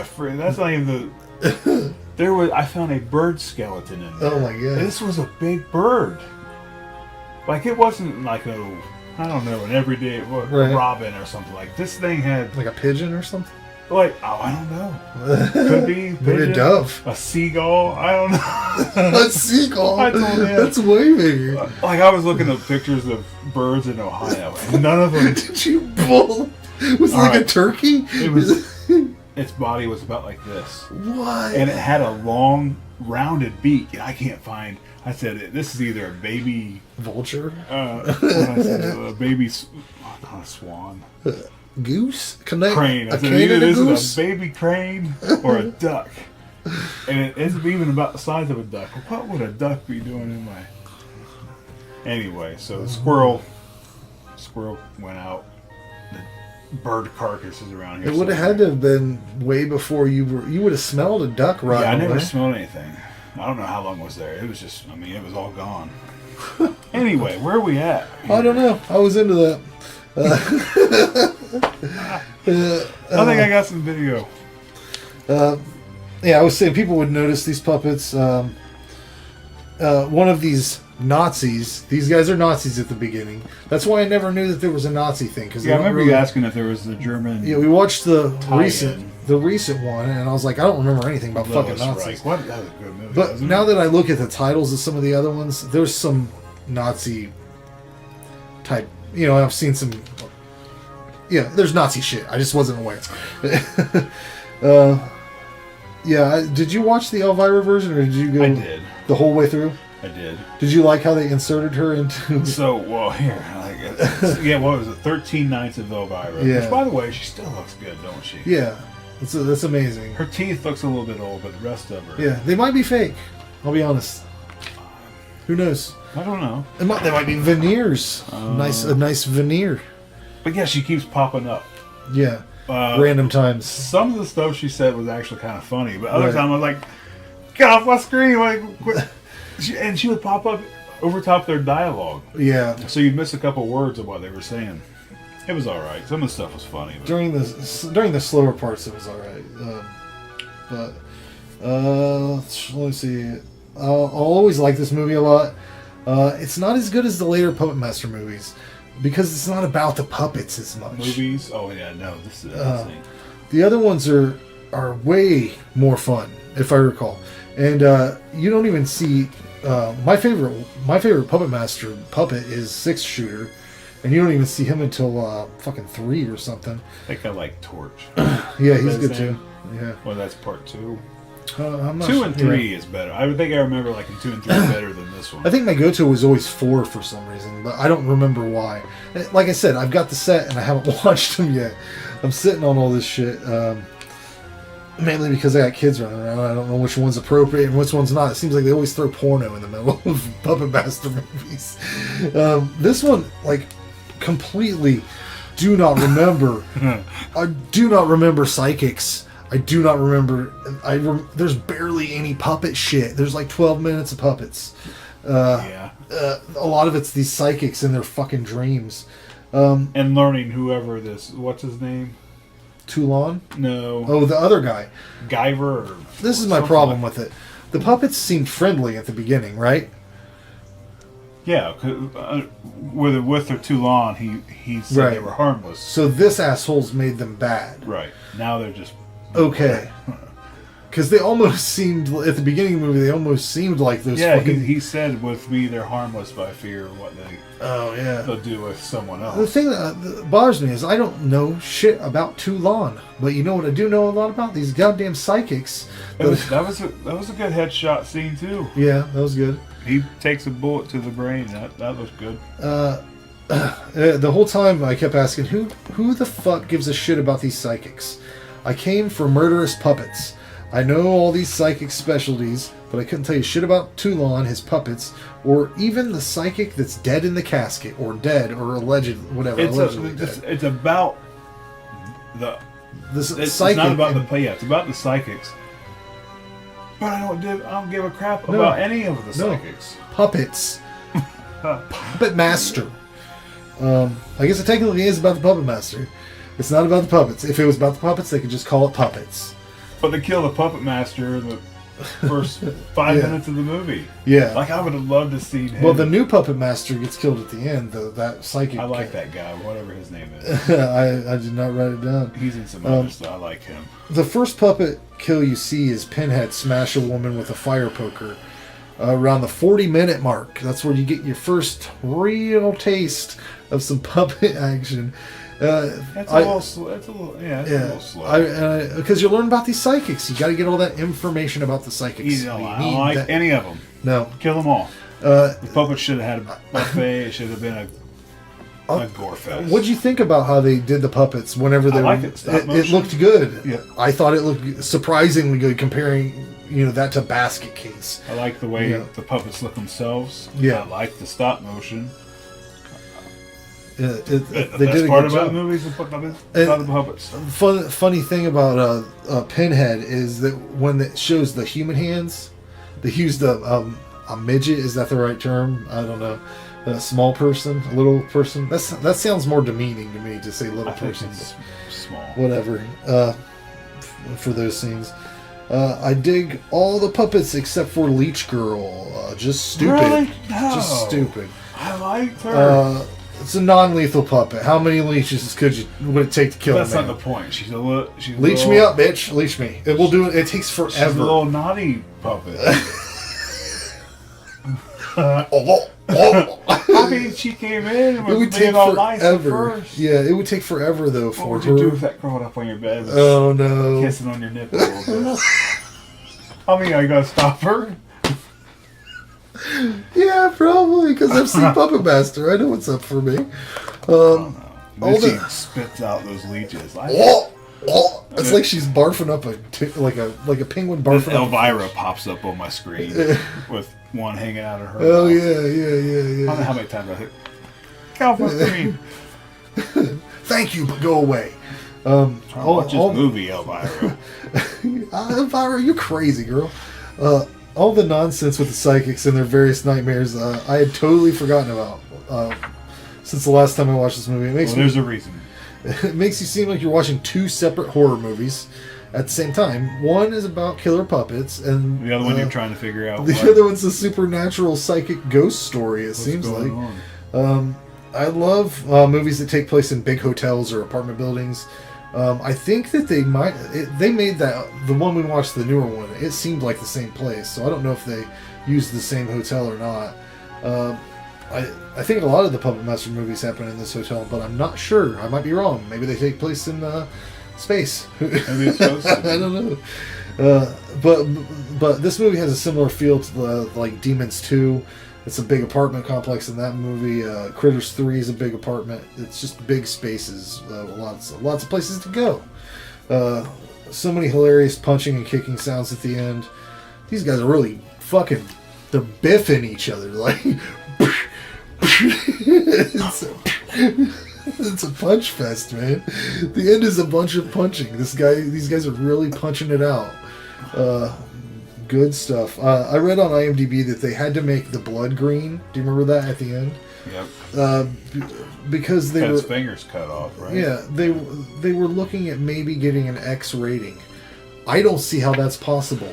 Nothing was that bad in this movie at all, except there was some like Showtime type nudity in it, though. That one psychic, man, all she was. That's all she wanted to do. I think that they. She's picked up on everything else. I think that they paid her to like rub her legs a lot. I'm like, hey, while you're laying in that bed, why don't you rub your legs a little bit? Just get like you really like your legs a lot. And then when she's in the tub, had a leg fetish. When she's in the tub, yeah, go ahead and just rub your legs. Like you really, like that's all it was. Every time. You know what you did last scene. You were rubbing your legs. Do that more. I would wager that they wouldn't be so nonchalant about surviving such a crazy night At the end, they're just like, all right, well, see you later. Well, we really just had a night of things. We'll go, and they just leave. Oh, they do they say goodbye. Yeah, well, had quite a night. We'll see you later. They hug. You just fought puppets that came alive and like supernatural shit. You marry that person, right? Yeah, I think you have to. You go through with something like that. Yeah, they split up. They're not, and then the weirdest thing happens. The dog. Wow, there's a dog that's like stuffed dog through the whole movie, and then it comes to life, and I don't know why. But it's her power. She got a power. Is that the? Maybe she gets the power. The Toulon. I don't know. Maybe she's the new puppet master. I don't know. I don't remember 2 and 3, but I do remember liking it better than this. I think this is my least favorite of the franchise. I think they get better the more they focus on the puppets, and I think it's shit. I'll bet you Puppet Master versus Demonic Toys is a fucking 10 for me. It's got Corey Feldman in it. I might have to watch all these. Yeah. Yeah, I gave this a 6 out of 10. I still like it a lot. I mean, they just had to figure the formula out. That's the way I look at it. They needed to figure it out. Yeah, it's been a long time since I've seen it. Watched it with Elvira. This has nothing to do with Halloween, but this movie makes me feel like it's Halloween. It's a good Halloween movie. It was always on TV. I watched this like every Halloween season when they started playing horror Halloween movies. colors, man. The carpet in that play, everything's Halloween colors. Yeah. I probably recorded this movie 5 times growing up. Yeah, I think Sci-Fi Channel used to play it like all of them.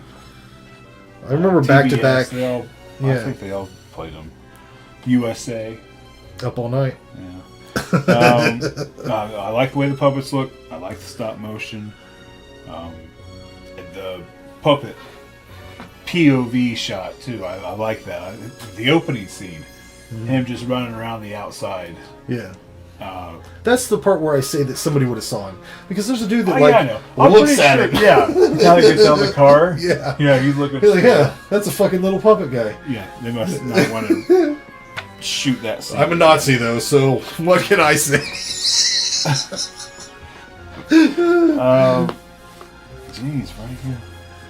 Yeah. Could use more on-screen deaths. Oh yeah. More blood, more practical effects. Like this could have been. Yeah. Tom Savini should have worked on this movie. They had the dude with the drill on his head, and they didn't show you that scene. Yeah. That's why. Yeah, definitely don't know. Not even that much nudity. No. I don't know how it was. Well, I don't know. That one girl gets freak nasty at the one point. An X rating. Oh yeah, she does ride him. She'd been rubbing her legs for hours. The story's boring. The psychics. That's the focus of this movie, and the part you don't care about it. Should have been puppet driven. I think it starts 2 and the sequels after this. How many sequels are there? My collection has 9, but they go past that. There's movies I don't have. I do. There's a Blu-ray of 1 through 3. Like what there's some big crazy collection. They're all on Blu-ray, but it's like it like comes in like the puppet box, doesn't it?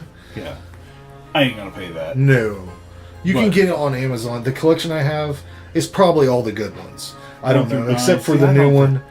I don't know Fast 3. Yeah, and there's some sketchy ones. Like my collection has Retro Puppet Master, which I remember being terrible. This is good. I would like to get a good looking transfer of this one. I'm with you. I gave this one a 6. Yeah, it's a classic to me. I mean, I've been watching this movie since I can remember watching horror movies. So when did this come out? 89, right? Yeah. And that was probably, I was 6. I guess I always thought this was an older movie than 89. Shit, man. I was just saying the other day, it seems like the 90s were like 10 years ago. But they were. They were so long ago.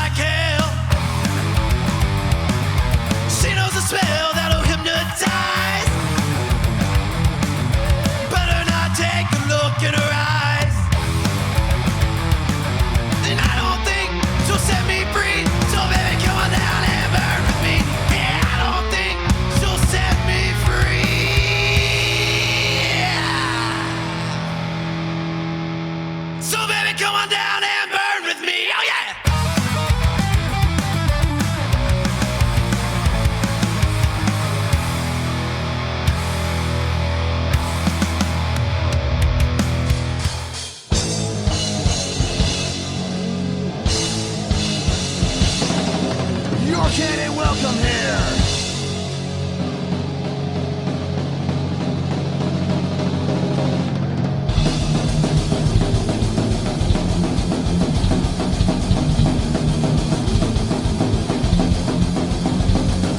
Since the other night, we pagans had a sacrifice without sinners among us in our small paradise. Interrupt our bloodfeast under the full moon, so we bash it on your windows and we skin your tune. That's how it works in our town. Pagan Country! Pagan Country! 1, 2, 3, don't drink and drive, yo, win all bag, no! Pagan Country!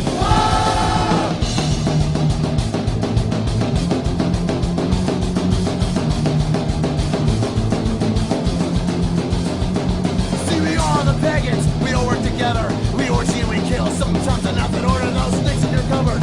A note on broken glass. You've got each other. We got everyone else though. Pagan Country!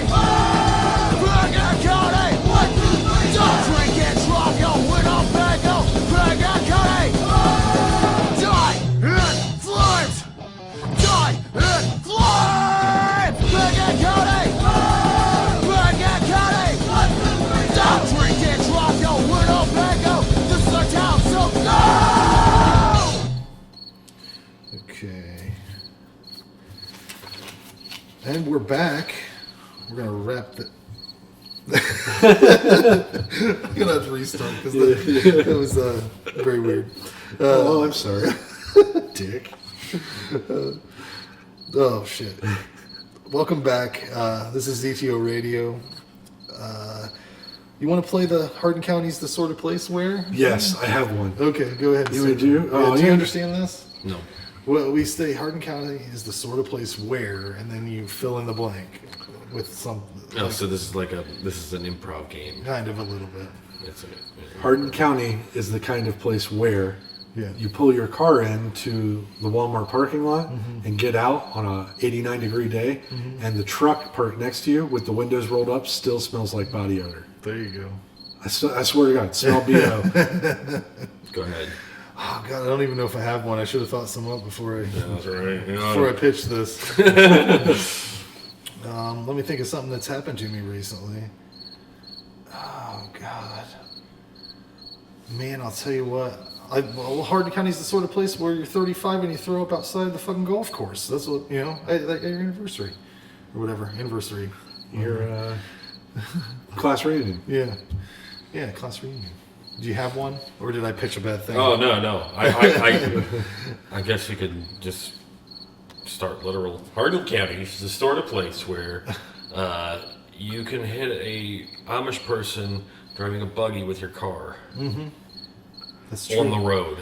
You can. It's not like a game or anything that we do. But you can do that, and I would not suggest it's possible, is what I'm saying. They seem to get upset. Hardin County is the sort of place where you will hear, oh God, it's the Amish. I've heard that so many times. Right. Because there's this whole, like, racism, I guess. Not racism, but...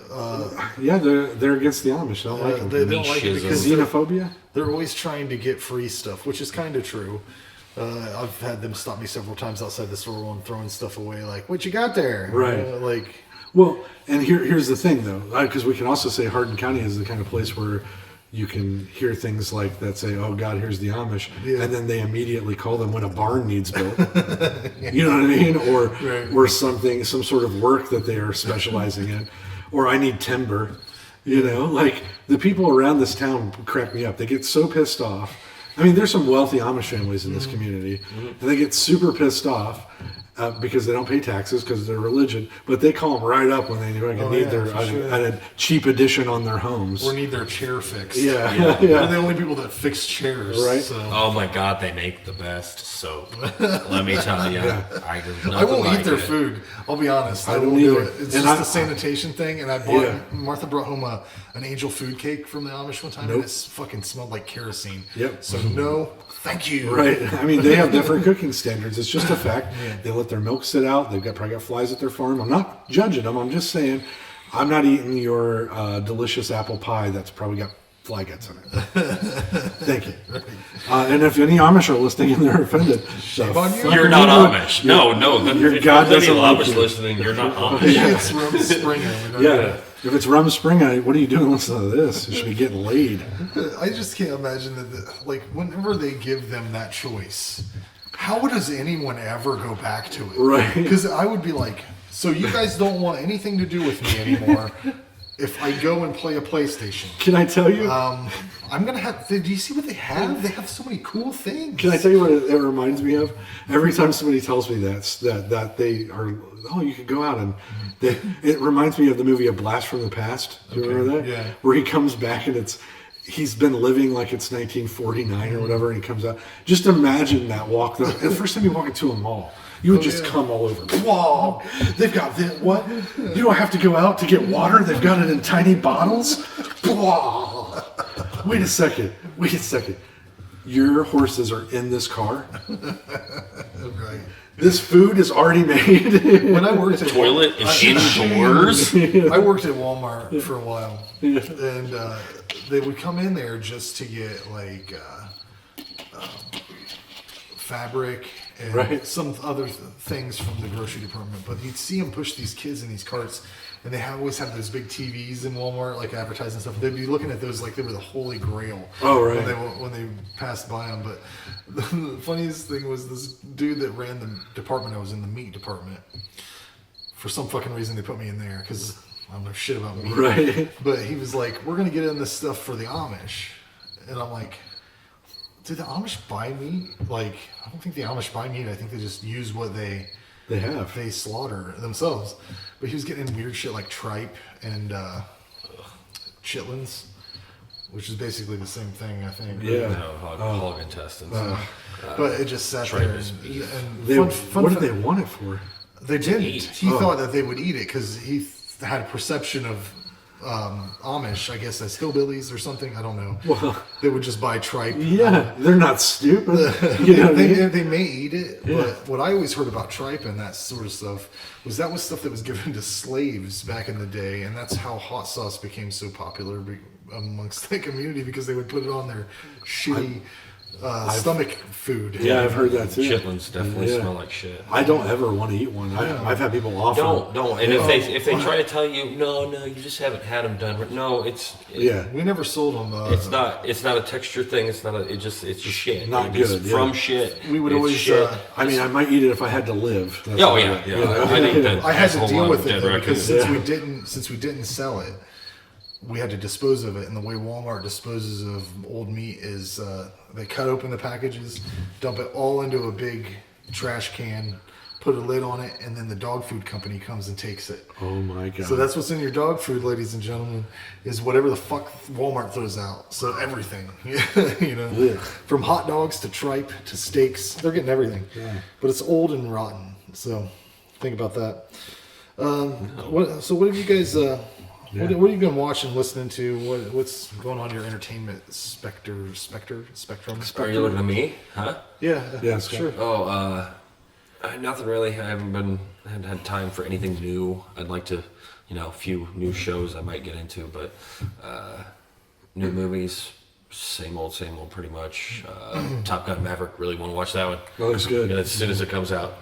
I just wish they would have let Tom Cruise fly the planes. I mean, we as a public, we pay for those fucking planes, and they spend so much money in the military. What if, they're like, oh, what if liability or something, and it's like something happens. It's like, okay, well, it's Tom Cruise, and we might lose a plane, but you know what? The studio pay for the shit. We'll take our chances. Yeah, we'll take our chances with no more Tom Cruise films after this. You know? So I'm disappointed, but they did film him in the cockpit because he's Tom it was Cruise. like the last one. They actually make these guys get up there and I heard they had go from an aircraft carrier. I heard they went through a lot of training. I forget who I heard was on. So he's in the plane the whole time. It's just he's not actually piloting.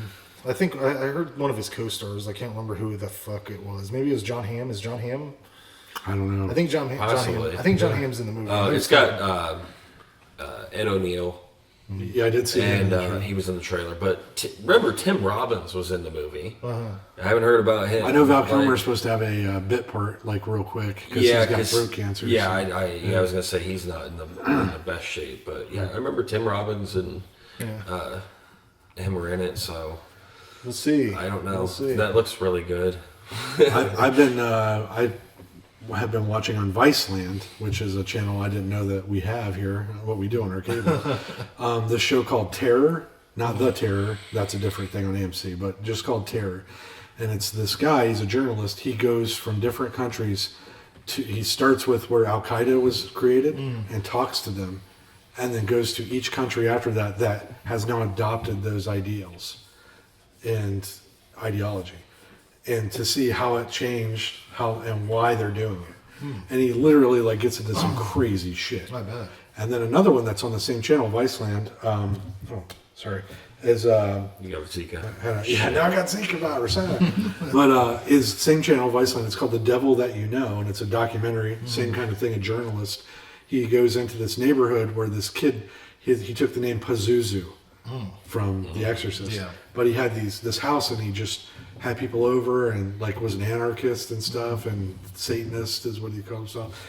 But they found dead bodies in his backyard, and he killed people, and so it like devolves into this. How did this mid-level, middle class white kid go from being just I'm a little bit of punk to murdering people and burying them in the backyard, right? Where he had filed his teeth down.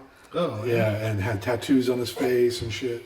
It's crazy, but I highly recommend those if you have Viceland. It's called The Devil That You Know, and then the other one's just called Terror.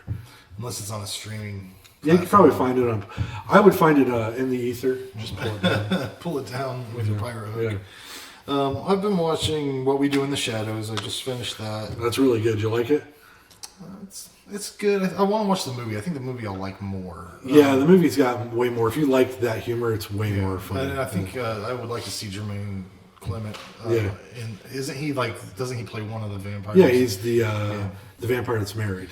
Okay, yeah, I think I'd like that a lot more. But I finished the Working Moms. Just came out with the third season, I think it was. I blazed through that. I don't know if you've watched that yet. No, we were talking. I'm going to. It's Ivan Reitman's daughter that does it, and she's fucking great. She's hilarious, and the people she's cast are great too. But that's a fun show. I've been watching The League because I never watched that before. That's a good one. I really liked it. Did you ever watch The League? No, I think you would dig it. It's about this fantasy football. But it's not about that. It's just about everything else. Yeah. But I'm also waiting on Disenchantment comes back. Yes. And that's gonna be. I've been waiting forever for that. Netflix. That was good. I watched the whole first season when I was sick over like 2 or 3 days.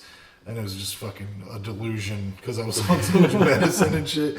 So I've been rewatching that to catch up. Yeah. But that's supposed to come back out. And then they're coming out with that Office podcast that's Angela Kinsey and Jenna. I always want to say Elfman, but that's not Jenna Fisher. Yeah, they're going to be going through the Office episodes, so that'll be a fun listen. There's occasionally they'll put out a podcast and they'll promote it beforehand, and I'll be like, I can't wait for it to come out. They did Jason. It was called In Voorhees We Trust with Gorley and Rust, and it was Paul Rust and Matt Gorley, right, going through the Friday the 13th movies. You told me about that one too. I still haven't listened to it. But that one I had to wait forever because that was like Stitcher Premium, and then it dropped on Earwolf. But I actually, most of the podcasts I've enjoyed, I've just randomly ran into them. Yeah. People have suggested some stuff that I liked, but out of nowhere I'll get like a NPR alert that's like, hey, you might like this because you listen to something else, and it's phenomenal. So I like podcasts are amazing. Yeah, there's a lot of there's too many to keep up with anymore because I'll like wait until I have like 10 episodes of something, and then I'll burn through it. The one that's been disappointing me a lot lately is Dana Goldauer. I used to listen to that all the time. Yeah. The past 2 episodes, he's had this old punk lady who used to run some house that bands would live in for short periods of time back in the late 70s and early 80s. And she's just like, look how cool I am. I used to hang out with it, and there was a dude passed out there, and all the. Yeah. I'm like, I don't give a fuck. I don't care. You're just trying to sound cool. It sounds so stupid to talk about this shit. But anyways, anything else before we end, guys? No, that's it. No, we can do sad sports corner. I'm seeing. Oh yeah, go ahead. No, yeah, you're right.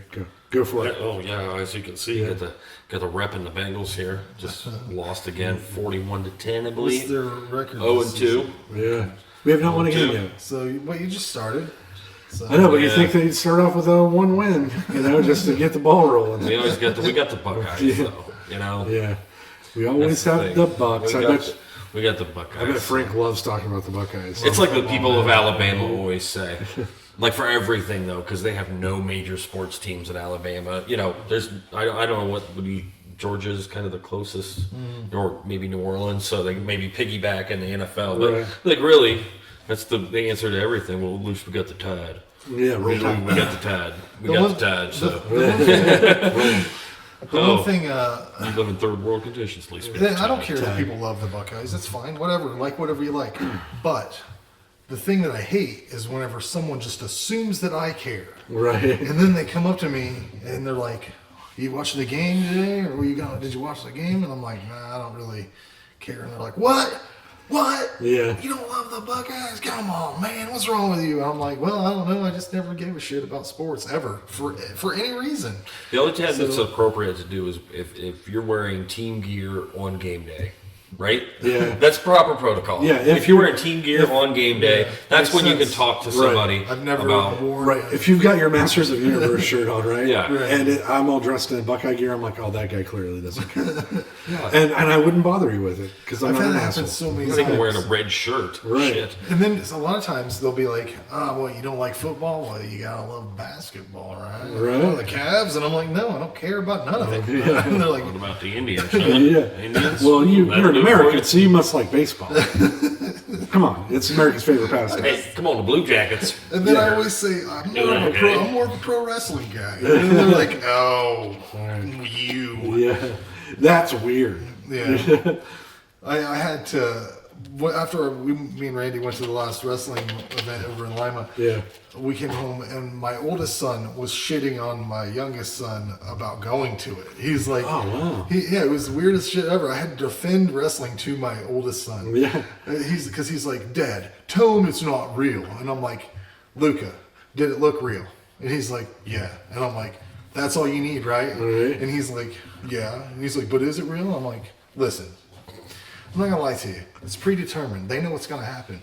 But do you really want to see somebody who hit somebody with a chair for real? Like, do you want to see somebody who wants a belt so bad that they're gonna kill somebody with a chair? Right. Do you want to see somebody make somebody bleed for not? It's a show. It's all. And I'm like, all those shows you watch on TV, just as real as pro wrestling. Right. But they're doing it right in front of you. And it's like magic. I don't want to know how they did it. I don't care. I don't care. It's all part of the fun. Did you have fun? And he's like, yeah. And I'm like, there we go. Shut up. Right? See, if it would have been me, I would have just said, I would have looked right at him and been like, I got a free meal. It's amazing. People bought me sodas and you had to stay here all day. Yeah. It's about the feats. If they don't know what each person is doing, there's risk of severe injury. We had so much fun. I was yelling at the one guy. He was laughing his ass off. We were all having a good time. It's like the Globetrotters. Yeah. Right. We know they're going to beat the Washington Generals. Every time. They're going to come out, they're going to spin the ball, they're going to dunk, and then they're going to beat the Washington Generals. That's what they do. And it's nice to go into determined. Who cares? It's nice to go into a vacuum that you're in that world. You're part of that. What's going on there? Mm-hmm. You can interact with it because you're part of it. So I can yell at this guy. I can tell him he's an asshole. Whatever I want to do. Because people do it. Yeah. And I can, he can look at me weird later, and I can go. Like, hey, that was me. But it's all part of the fun. So but what did you have something else to say before we wrapped up? No, that was just it. That was a fun time. But anyways, we'll see you guys next time. We're gonna end this show with a classic ZTO Radio clip. Well, I don't know what that means, but we'll see. Classic radio. Yeah. The Neverending Story theme has nothing to do with the movie. I know this isn't Halloween, really, but Neverending Story is a fantasy movie that I think works for Halloween just as good as a lot of other movies would. But the was never any lyrics describing what happens in that movie. So I think we're going to try to put something together to better fit the movie. You can play this over the movie, the beginning of it. It'll work out great. So just hit play now, and we'll do our little song.